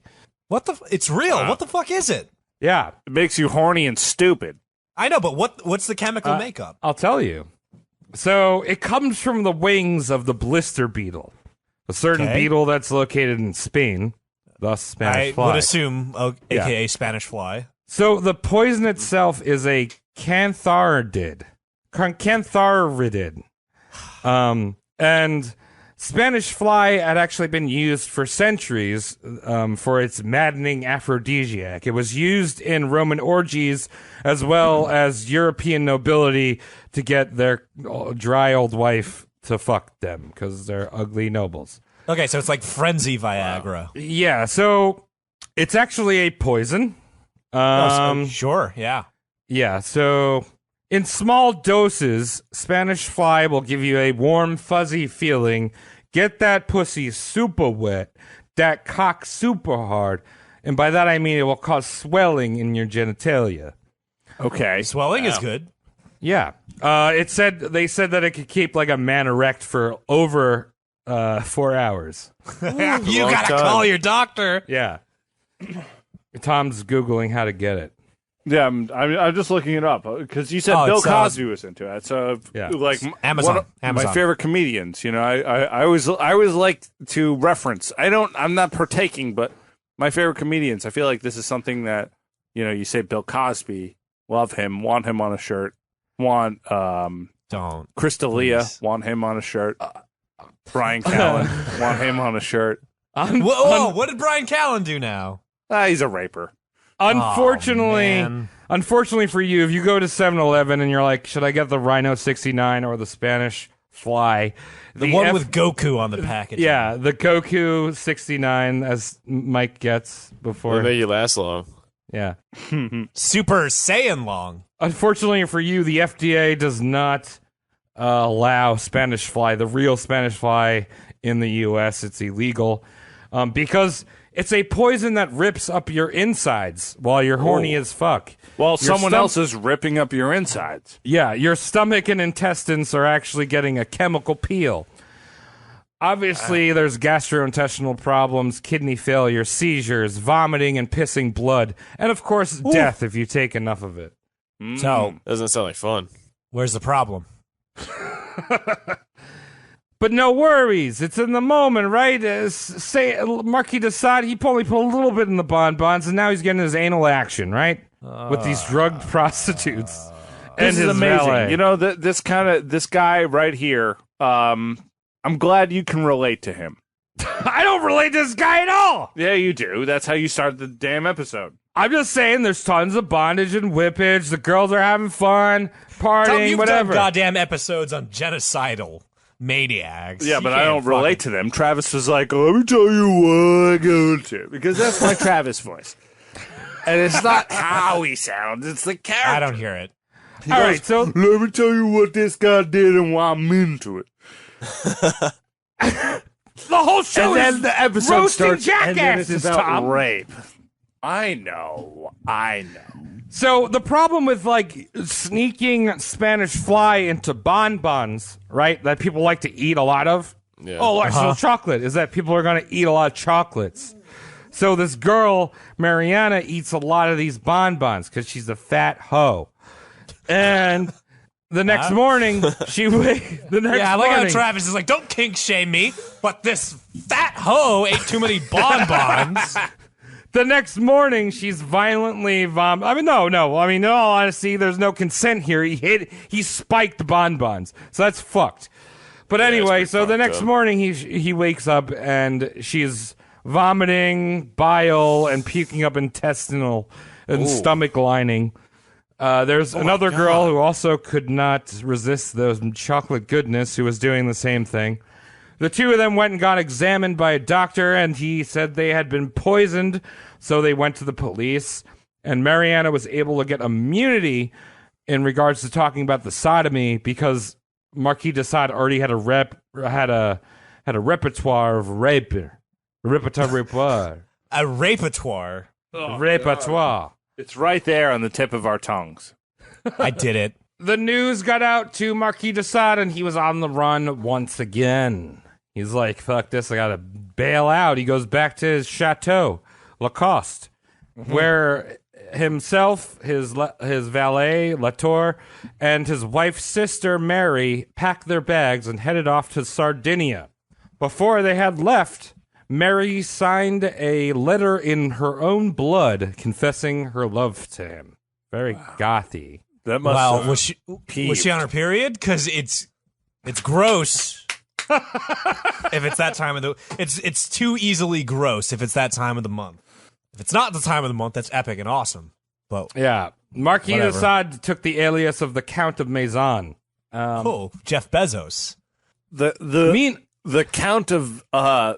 Amazon. That's how that is in Native American. The Count of Corn. Count Fine. of Corn. Meanwhile, back in Provence, where this, whole poisoning thing went down, trials had begun for Marquis de Sade and Latour. Renee headed off to help buy off the girls, which are easily bought off, but the 'Cause they're girls. charge for sodomy still stuck for both him and his valet. Because it's a sticky matter. If you catch my I mean, drift. the It's a evidence is there. You just got to smell the dick. Yeah, it's a stinky matter. If you catch my midriff. I don't have anything for you to catch at home, but I'm here. Because he's so smooth. I'm smooth. I don't accept any sex as being acceptable. Now, ask me the question. Oh, hello. How'd he die? How do? Well, Marquis de Sade and Latour were both found guilty. Oh. And Latour was sentenced to be hanged, and Marquis was sentenced to be beheaded. Oh. And that's exactly what happened. Problem was that the Marquis de Sade and Latour were not there. So a proxy execution happened where they made models of the two of them, hanged one of them, and beheaded the other one. Wow. That doesn't count for anything. Well, Right? to be fair, this is around the same time as Benedict Arnold, an episode that Travis will never hear. Dude, I don't want to hear it. 'cause But it's they all did the lies. same thing with him because he was a traitor to the country. And then when you're a traitor of ass in a place like France, Yeah, they of all will places. hunt you down, and if not, they'll make a mock taxidermy of your fat face. And that's how justice is proven. Come on. Can I get an amen? Amen, brother. Amen. Thanks. So meanwhile, Marquis de Sade, Mary, and Latour are fucking around in Sardinia. They're having orgies, yada, yada, yada, yada. Until the Sardinian police eventually figure out who he was. He's like, wait a minute, you're not the Count of Maison, you're Marquis de Sade. You had to count big in minute here. What's going on? There is no Maison. You're a liar. You're not the Count of Corn. That's that big, jolly green giant man. You're like one of those Oscars that doesn't get televised. No one cares about you. So he's locked up in Sardinia and awaiting extradition to France. But he was able to make his escape one day. Ooh, slippery. And yeah, he even left behind a note saying, please deliver my items to my chateau, which were never delivered. And when he sent Renee there, they're like, what items? The bondage gear. Yeah. Those are expensive ropes. They're pure hemp. Ew. So I'm not sure why, but after he escaped in 1774, he headed back to France, to Lacoste, and there, yet again, another scandal unfolds. This time with a bunch of little girls that were that were serving as maids. Oh, no. Now, I don't really want to get into this one. It's the details are gross. Okay, so Travis, this is where Great. you fucked up. Because you prefaced the whole thing with safe words and scrawl halls and D-halls and stuff like that. And yes, we can preload every single viewing of the movie Cuties with that. But you just failed to deliver that in the podcast. So now Dude, our world is diminished to nothing but a bunch of liars. Like myself, Mike, you, and Cody. Tom, What up? I'm not getting into the deets on this one. I'm sparing the scrawl. You know what I'm saying? I'm going to get in some deets later that you're going to be like, wow, he should have scrawled twice. Okay. So Okay. the purpose of a safe word is to avoid the false red flags, but you're dropping the safe words like all willy-nilly all of a sudden. I'm All really right, intrigued all on right. how bad he was, though. What do you, really do? He raped children. He raped fair. children. How did that He sound? raped children. Mike. He raped children, and then one of the girls' dads found out what was happening and shot at him with a pistol. Unfortunately, this is 1774, so the pistol missed. Yeah. And then Travis, I'm not trying to throw you under the bus here, but you said fortunately. I said Yeah. unfortunately. Did I? Oh, you said unfortunate. I heard. Sorry, I said it might be a Skype unfortunately. breakup because I can't hear everything. said It's very. unfortunately. We get a very low res of what's happening. Unfortunately, I thought I heard fortunately. yeah, we both heard that. Okay, so anyway, we heard fortunately, but you are officially changing that. You two are on the same Skype connection. Be mindful. Yes, of course. So it all adds up. Travis was misunderstood. Unfortunately, the dad shot missed. An angry mob ensued, forcing Marquis de Sade to flee and his chateau ransacked of all its valuables. Great. Oh, a chateau's the best thing to ransack, by the way. If you're the ransacker, not the ransackee. And if you come out with Chateau Diane, then you've gotten the worst bunch of the Chateau robbings. Because if you don't know what Chateau Diane is, it's 7-Eleven wine. It's good stuff. I call it car crash in a bottle. You could, in a pinch, you can actually use it for gasoline. Did Really? you know that? Yeah, Mike. It's for Take that down. phony alcoholics who want to be diabetic ASAP. Not like the listeners of this episode who are bona fide alcoholics. Yeah. So at this point, Marquis de Sade's mother-in-law is like, all right, I have a decache on this dude. Just a straight up hit. Like, if you see Marquis de Sade, just shoot him. Cody just... All right, for the listeners at home, Take. let me tell you what we just experienced. Travis said some history, and then Cody came out of his mouth. It's quite the sight to I see. went everywhere. He went to Oral drink. cum. He went to drink a standard Irish whiskey, and it turned him into the softest boy on the podcast. Congratulations, Cody! You're the softest boy on the podcast. It's all over my Switch. Can't hold his liquor. Continue. It's all over my Switch. Oh no, your Mario's is gonna be drunk now. So she instructed the authorities of France to search his ransacked chateau, and in the back garden they found human remains. Oh, What? God. Some human remains just right underneath the fucking tiger lilies, dude. Are you Wow. real? Now, just to be clear, because I know there's a few listeners from Heavy Hole, it's not Human Remains, Sickness is a Hero, the LP. Yeah, there It's- wasn't an LP. Okay, just making sure. Yeah. So eventually, when the Marquis de Sade is caught, he explained that the human remains were brought to the chateau by a kinky mistress who liked to collect bones, and she had stolen these from like some what is they called, ossuary. And once she left, he's like, "Fuck this bitch," and buried them in the backyard. Damn. Likely story. Cycle them. Right? Blame it on the weird goth girl that comes over your house one time. Always. So, Marquis de Sade cuts out of France once again. He heads to Italy. There in Italy, he's very impressed by the wax museum and the big old tittied Venus de Mayo that they had. DeMayo? De Mayo. All right. Although, for being a kinky boy and being like kind of open to all these weird things, guess what? Tommy can cancel him. Transphobic. Fuck him. What do you mean? He hated transvestites. He said there were so many in Italy, and it disgusted him. Why didn't he just take their clothing off? Because he's like, I don't even know. You're defiling men and women. Okay, canceled. I don't make the rules. So on the run in Italy, Marquis de Sade starts to become his philosopher that I mentioned at the very top of the episode. This guy is, in fact, a philosopher. Now what? Travis, That intrigued me. Travis. Now, just for timeline's sake, how old is he now? What year is it? What are we dealing with? He is in his late 20s, early 30s. Yeah, us. There's another one of those top-loaded, like, everything kind of happens. Honestly, this could be a very long episode. I'm truncated even more than you think I am. Wow. Yeah, because I'm tired and I want to go to bed. And I think that this is a form of unconsented torture. You're entering Tom's ears without consent. Yeah. So- I will take off these earphones one day. You might think, oh, okay, what does this boy invent? What philosophy? Is it sadism? Now, that term was actually coined in the early 20th century. It was named after him. Wow. But in his book, The Philosophy of the Boudoir, he lays kind of this sexual proto-nihilism down that had not existed before.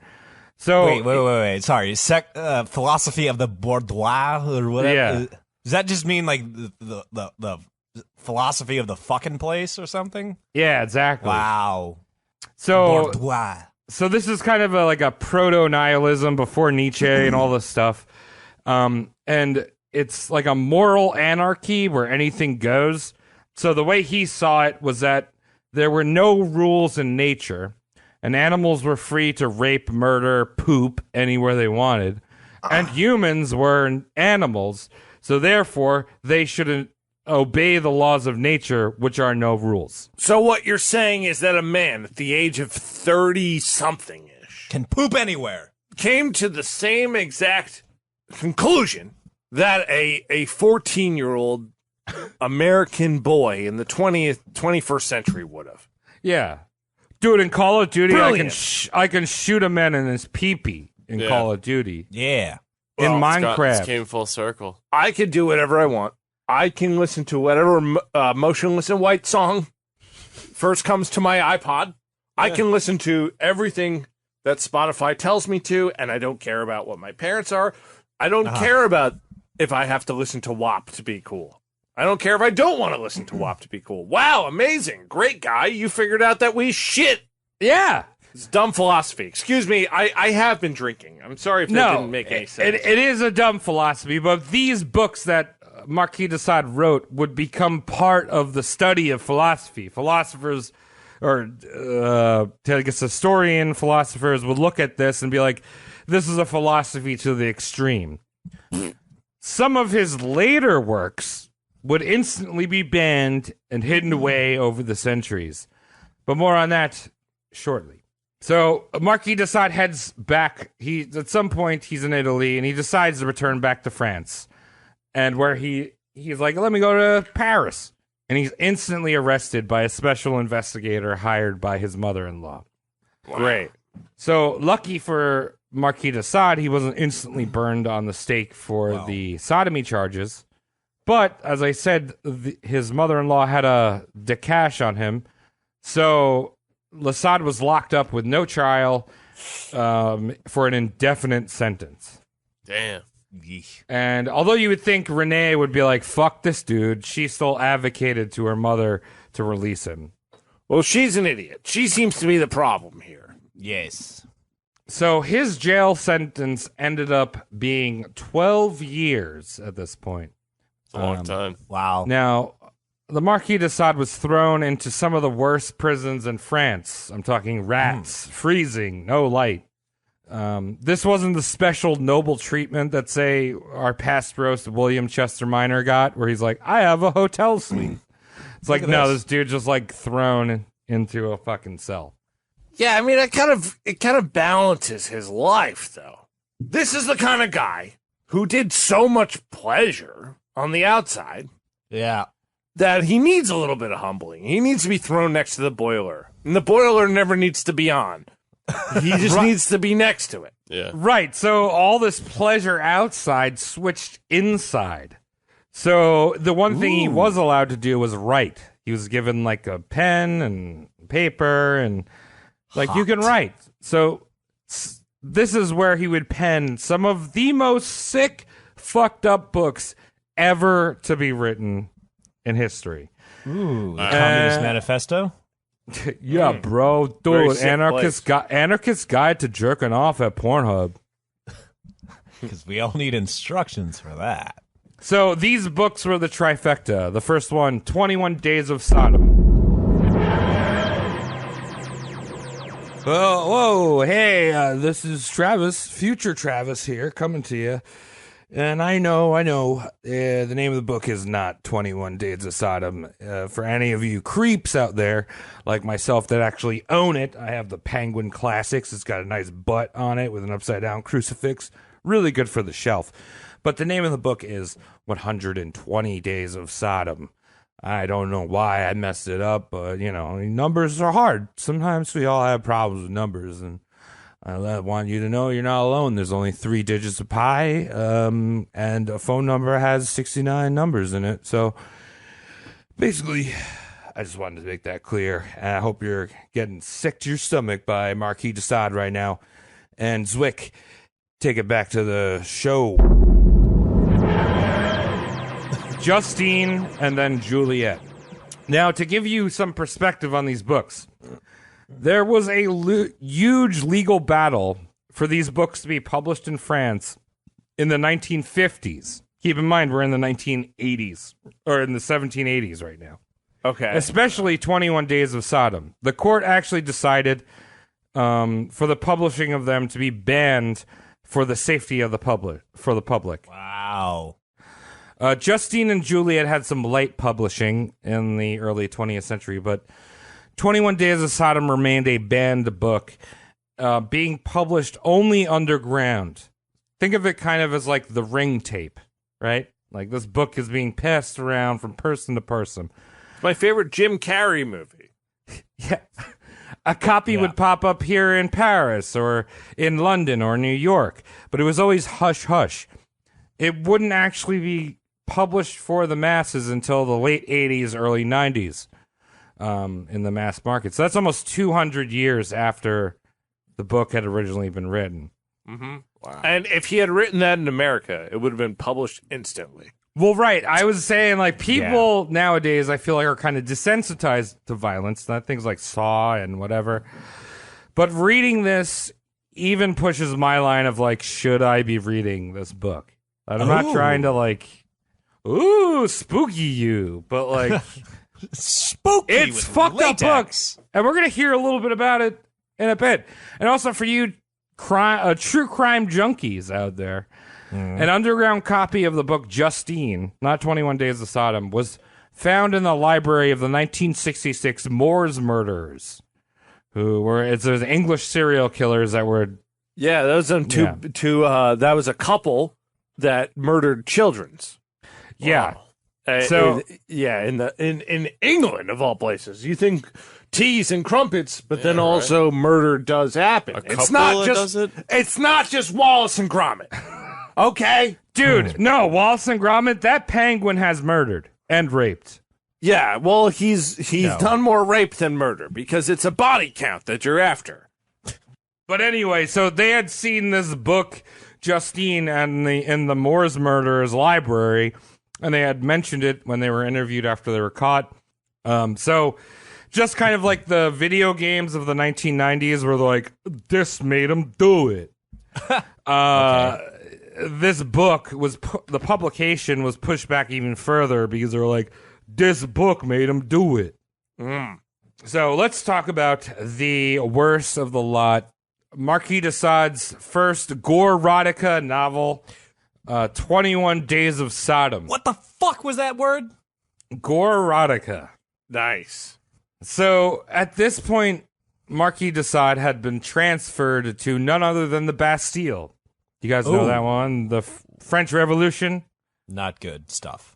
So he was transferred over to the Bastille, and he started writing this book, 21 Days of Sodom. I skimmed through it, but here is a summary, and scroll!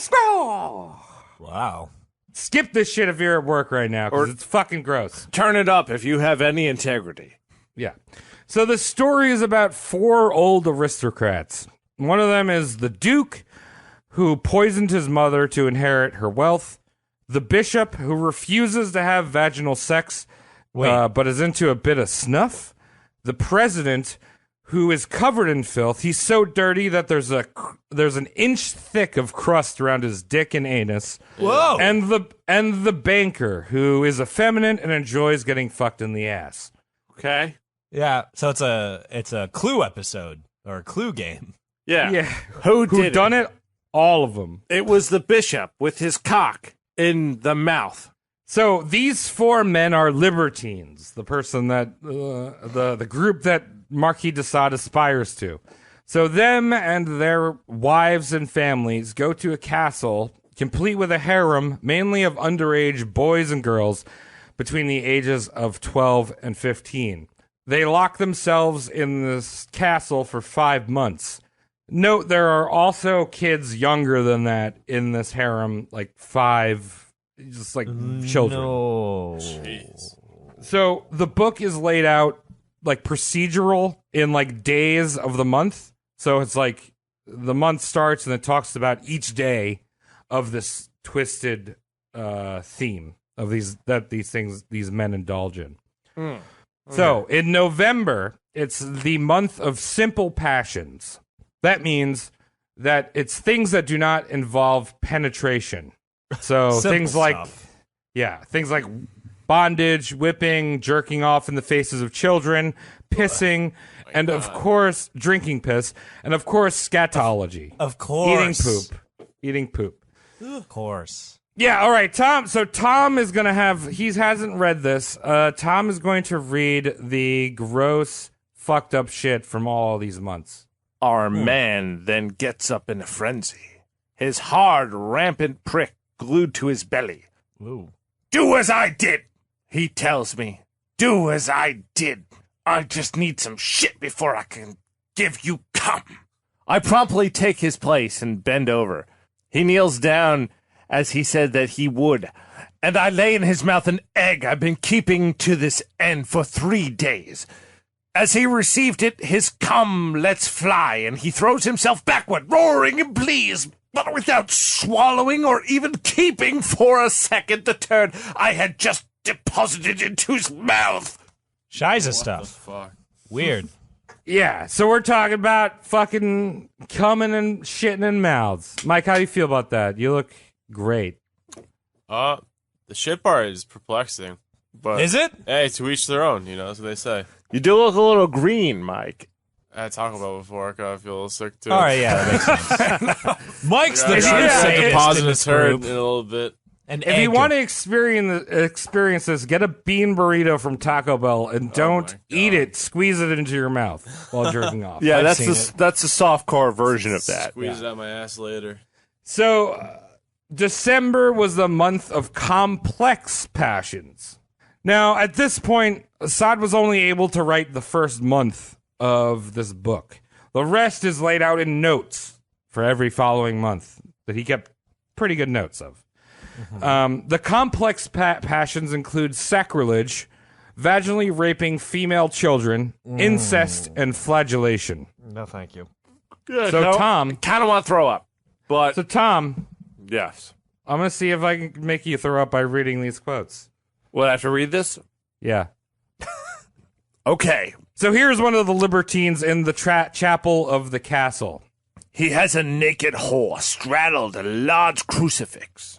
He fucks her cunt from behind as she holds this pose that Jesus Christ's head rubs against the whore's clitoris. Clitoris. Yeah, you can see me fumble That's there. weird spelling. Every man fumbles at the clitoris, okay? He then has a Clitorius. young boy shit on the altar, and he eats it while the boy sucks him off. Ah! Fucking Jerry Springer episode. All Yeah. right, so we're talking sacrilege, Tom. We're getting worse. Everyone more time might want to make you puke. Okay, so just to be fair, I'll keep reading these. I will, but just throwing it out there. If Jesus Christ wasn't into that picture, it'd still be pretty bad. Be pretty bad. Having a young boy shit on the altar. Let's say it wasn't an altar. Let's say it was the counter of Burger King. And then he eats it. Eats it. So, January. Yeah. Ugh. What did you say, Mike? No, I said, it's gross. He just gave a gross ugh. Yeah. Because Mike's a human. Unlike, Mike disapproves of This this That's child fucking rapist. sicko. come on, I want to read more of this. Let's go. I'm in character. So, January was the month of criminal passion. What? This is everything short of murder. It includes sodomy of girls and boys, cutting off of fingers, cannibalism of said fingers, and burning victims alive. So this is the Duke and a 14-year-old girl. And Tom, give me your best. I'll read it the best Your I best, can. baby. Because Tom's the only literate one on this podcast, believe it or not. He forces her with a pistol to her throat to chew and swallow a lump of burning coal. The syringes aquaphorus into her cunt. He punches her violently on the nose until she bleeds, and he carries on even though she is covered in blood. He comes and mixes his cum with the blood she is losing. This is even poorly written. How is this a philosopher? I feel like I'm going to end up on some kind of FBI watch list, not because of the deviancy here, but just because of the grammatical errors. They're going to be like, you pay attention to these four fuckers. They're not spelling clitoris right. Yeah, this is the French, It's a translation from French. This is That the excuses French. everything. This is Marquis de Sade. It's also very similar to Joe Biden's diary. Let's continue. So this chapter is really fucked up. There's some super Saw-like shit where a mother and a daughter are tied together and have to hack their limbs off, all while the bishop is ass-fucking them. What? That's just another thing. So February is the month of murderous passions. Oh, good. I'm glad we have these. in Yes. between like National Taco Day and fucking Teacher's Day for the 86th time in a year. Are we going to read all these, or will we stop around Easter? What is going on? This is the last month, Tom. Don't worry. Okay, thanks, because I don't have that much in me. So, You know, you know, Tom's mostly hollow. it's the like that thing that everyone says. Oh my, like every guy says, oh my dick is so big that when I get hard, I pass Because it out is. because it's Yeah. just. I'm getting the Whenever that opposite. happens. All the blood is leaving my cock and turning into an aneurysm. so Bad. the month of murderous passions is all out insane. People being burnt alive, families being burnt at the stake, killing newborn babies in front of their mothers, and disembowelment. Ew. This is one of the kind of more tame quotes. Sade gets very elaborate in these deaths, but this is the Duke again talking about one of his victims, Tommy Tomas. Okay, I get to read this now. Okay? It's my privilege. Yeah. Get the fuck out of here. He used to enjoy fucking mouths and very young arse. He improves on this by ripping at the heart of a girl while she is still... What the fuck is that word? Alive. Aliove? Alive. Oh, Sorry. thanks. Wasn't this That was my fault. copy-pasted? While she is still alive. Ripping at the girl... ripping at the heart of a girl while she's still alive. He makes a hole in it and fucks this nice warm hole. Then he puts the heart back with his cum inside. Aw. Her wound is sewn up. Okay. Thanks, Chris Barnes. Thank you. Thank you. All right, that was Chris Barnes' death metal joke. Here's one that you can all get. Thanks, Chris Christie. I get what you like to do on the weekend, you sick fat fuck.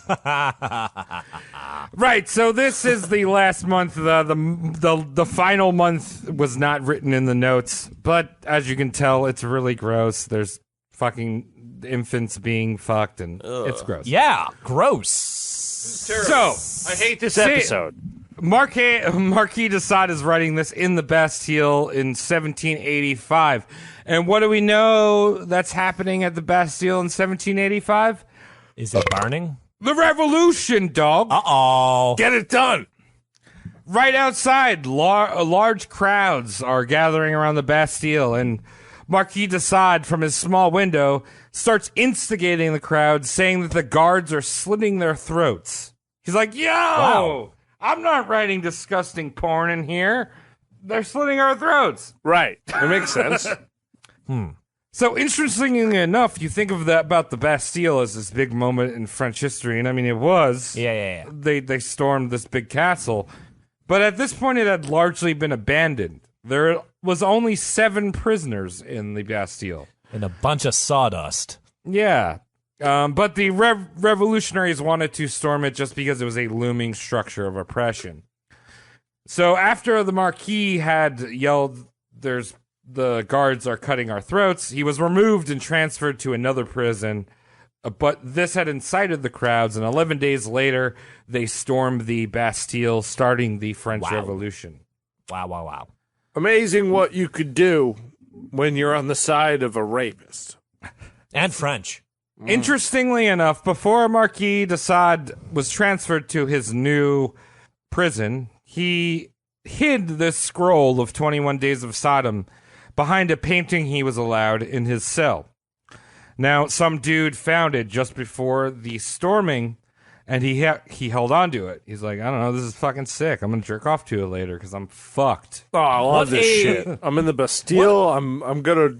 Yeah. I What have a no French morals. concept.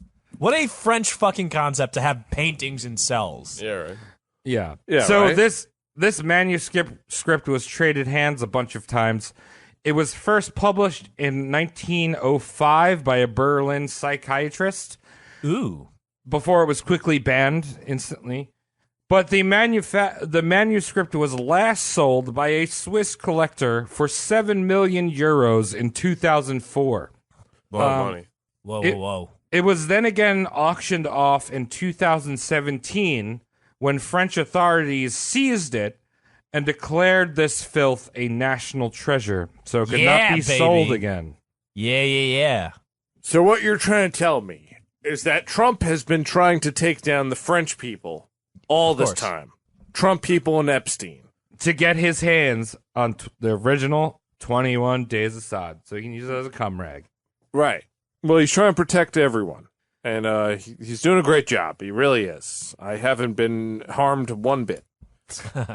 So, after the French Revolution, he's finally released in 1790. Now he's an old man, and he's also ex-aristocracy, which at the time was terrible because French patriots were lopping off the heads of aristocracy with the guillotine. Yeah, French. So this was a tricky time for Marquis de Sade. His wife, Renee, had left him at some point during his time in jail. So he found himself another young mistress to look after his particular needs. He tried writing more plays, but nobody would buy them because he was a noble. They're like, we don't want to listen to rich people complain. Yeah, I don't either. That's why I don't post-revolution. We need poor people. Yeah, that's why I don't listen to, what's his name? Stephen Colbert. He's a rich person complaining. Yeah, I mean, there's a huge list because most of entertainment is that. Not this podcast. Every time Gary We're not rich. Vaynerchuk tells you to keep your chin up, don't you want to take a shit on Gary Vaynerchuk? A little bit. So ex-nobles did have a place in post-revolutionary France. Guys like Robespierre, who we can do a whole story about another day. But Marquis de Sade did not like Robespierre, and Robespierre did not like Marquis de Sade.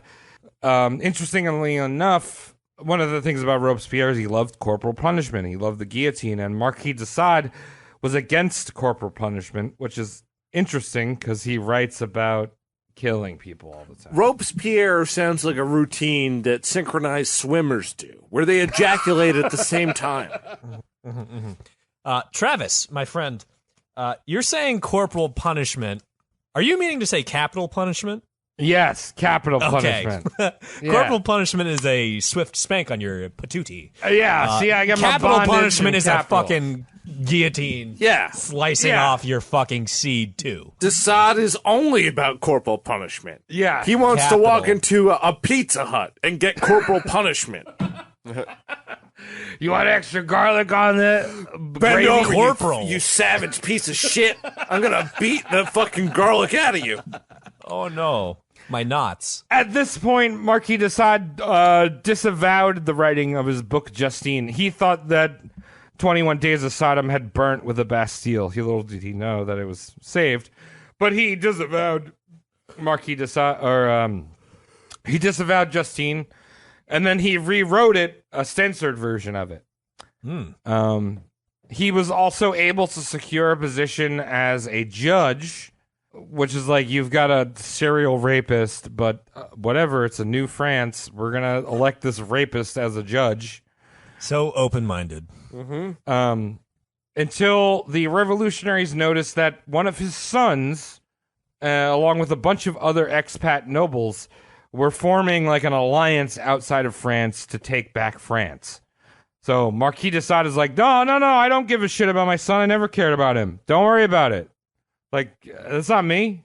Oh. It's not. My son's an asshole. Okay, fair enough.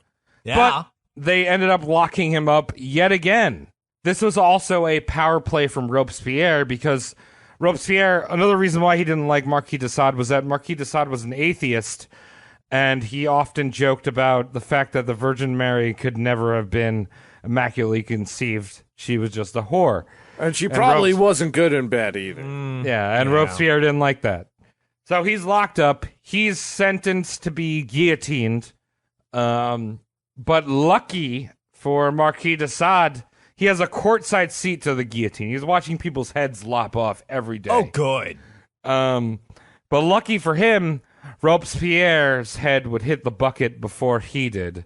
So he was released shortly after. Ooh.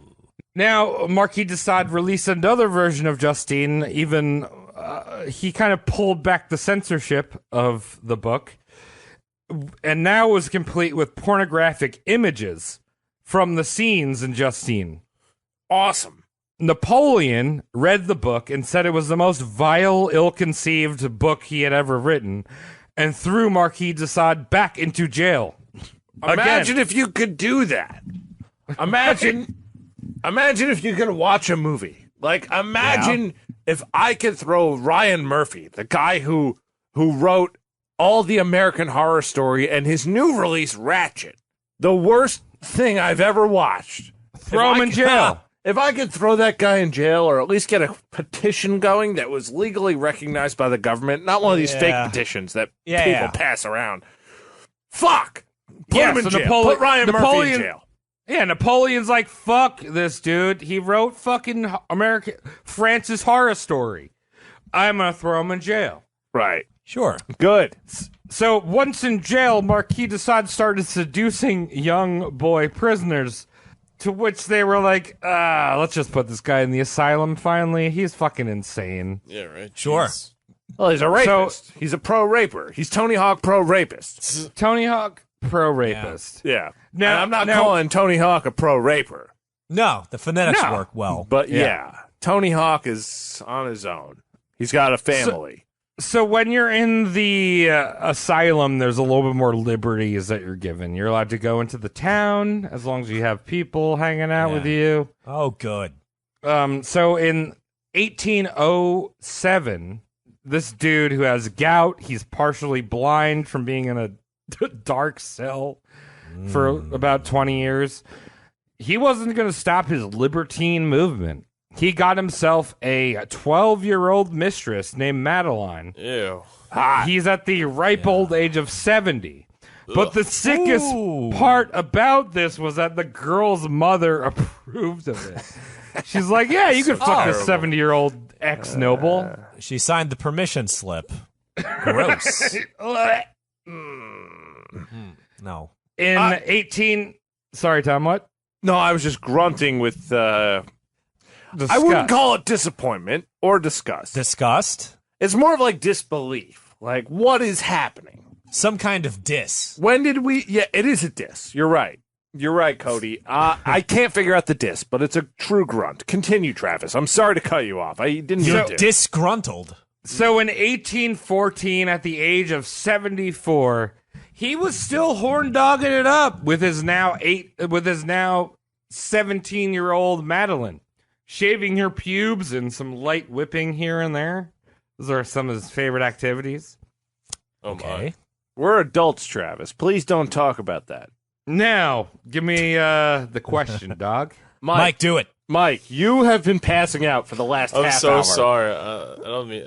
It's late. All right. It's late over here on the East Coast, okay? Travis, you owe Mike an apology. Cody, go I'm back sorry, to bed. Travis, rude of me. Mike, take a huge old hop of glue and ask Travis what he wants to know. How does this guy get fucking killed or die? Dude, this guy does not get killed or meet any ruin for all of his raping. Oh, really? He unfortunately was complaining of some chest congestion, and on December 2nd of 1814, he just died. He didn't get up. He got stuffy and then died. Wow! Well, he deserves to be dead. He's a fucking piece of shit, fucking human. Dude, Mike, do you know how many good people he's are a French philosopher. His works are national treasures in France. Yeah, but he fucks kids. He's a fucking asshole. He didn't just fuck kids. He beat them and then Yeah. fucked them. You know what that Terrible. means, right?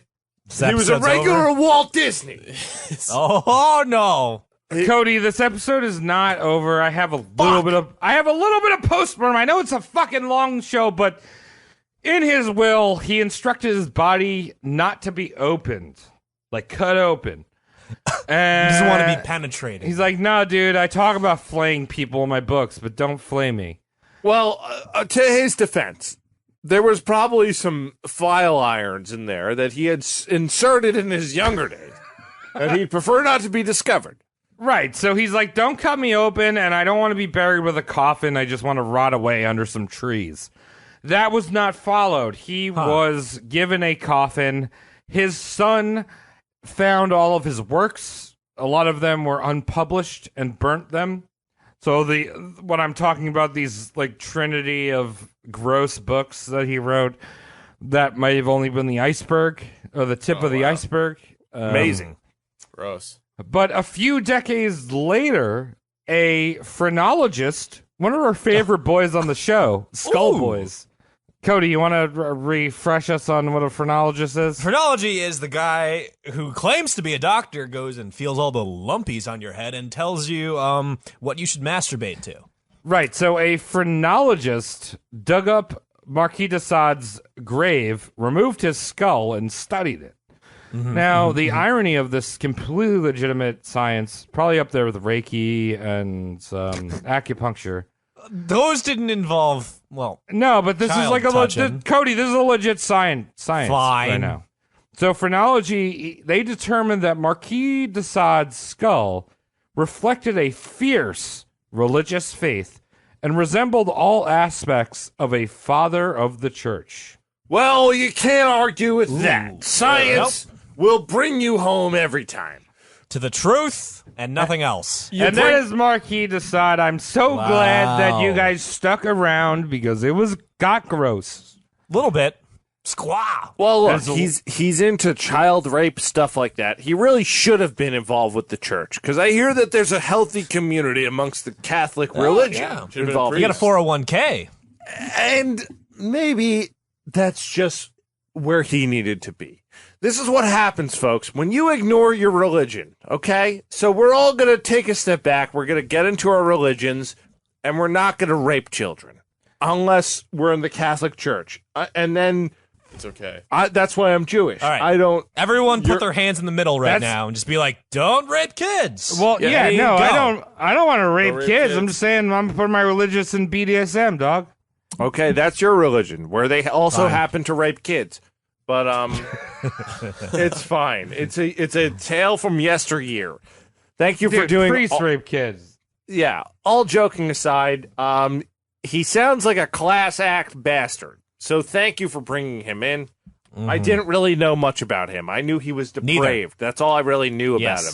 Well, now when somebody is like, "What does BDSM mean?" You'd be like, "Well, the S stands for sadism, and that's this guy." It is the least clicked tab on my Pornhub account. Same.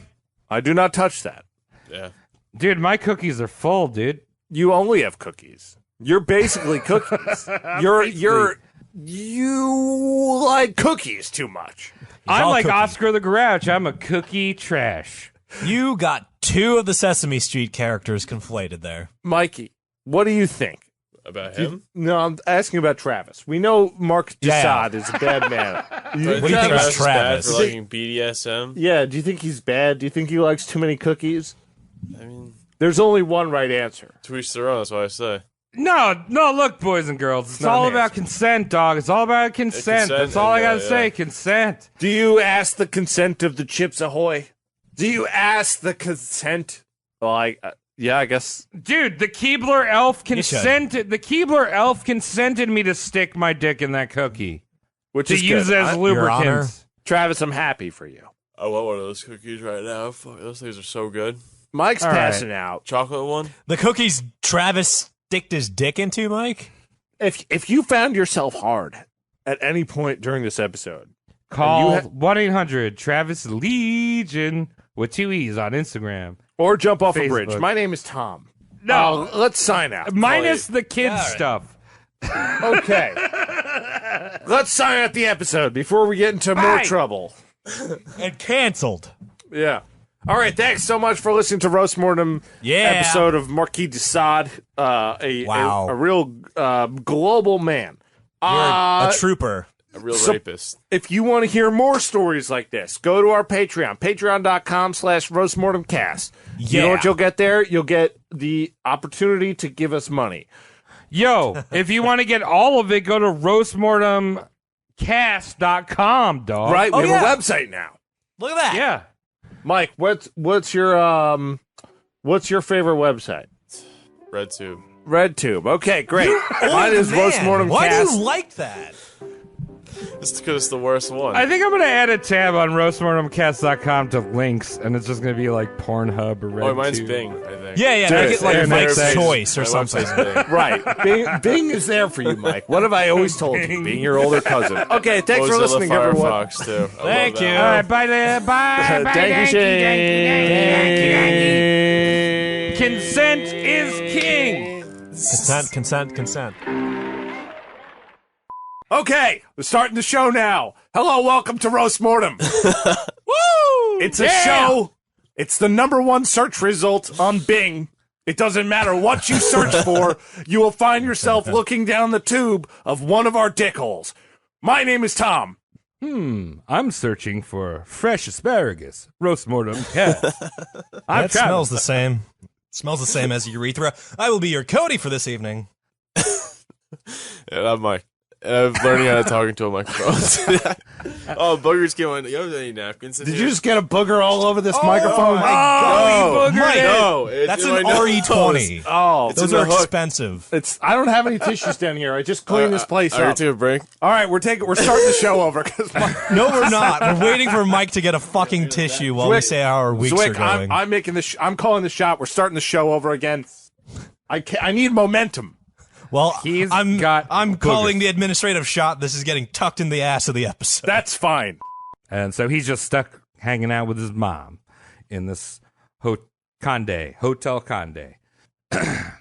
His father was... So his father... well, I don't know what I wrote here. Zwick, leave all that in. No, Zwick, cut it out. Don't listen to him. Okay. Remember whose Venmo you deal with. Remember whose dick pics you're going to get. Oh, That is all right. You've upped me. threat? You've upped me. That's something that Zwick is in the market for.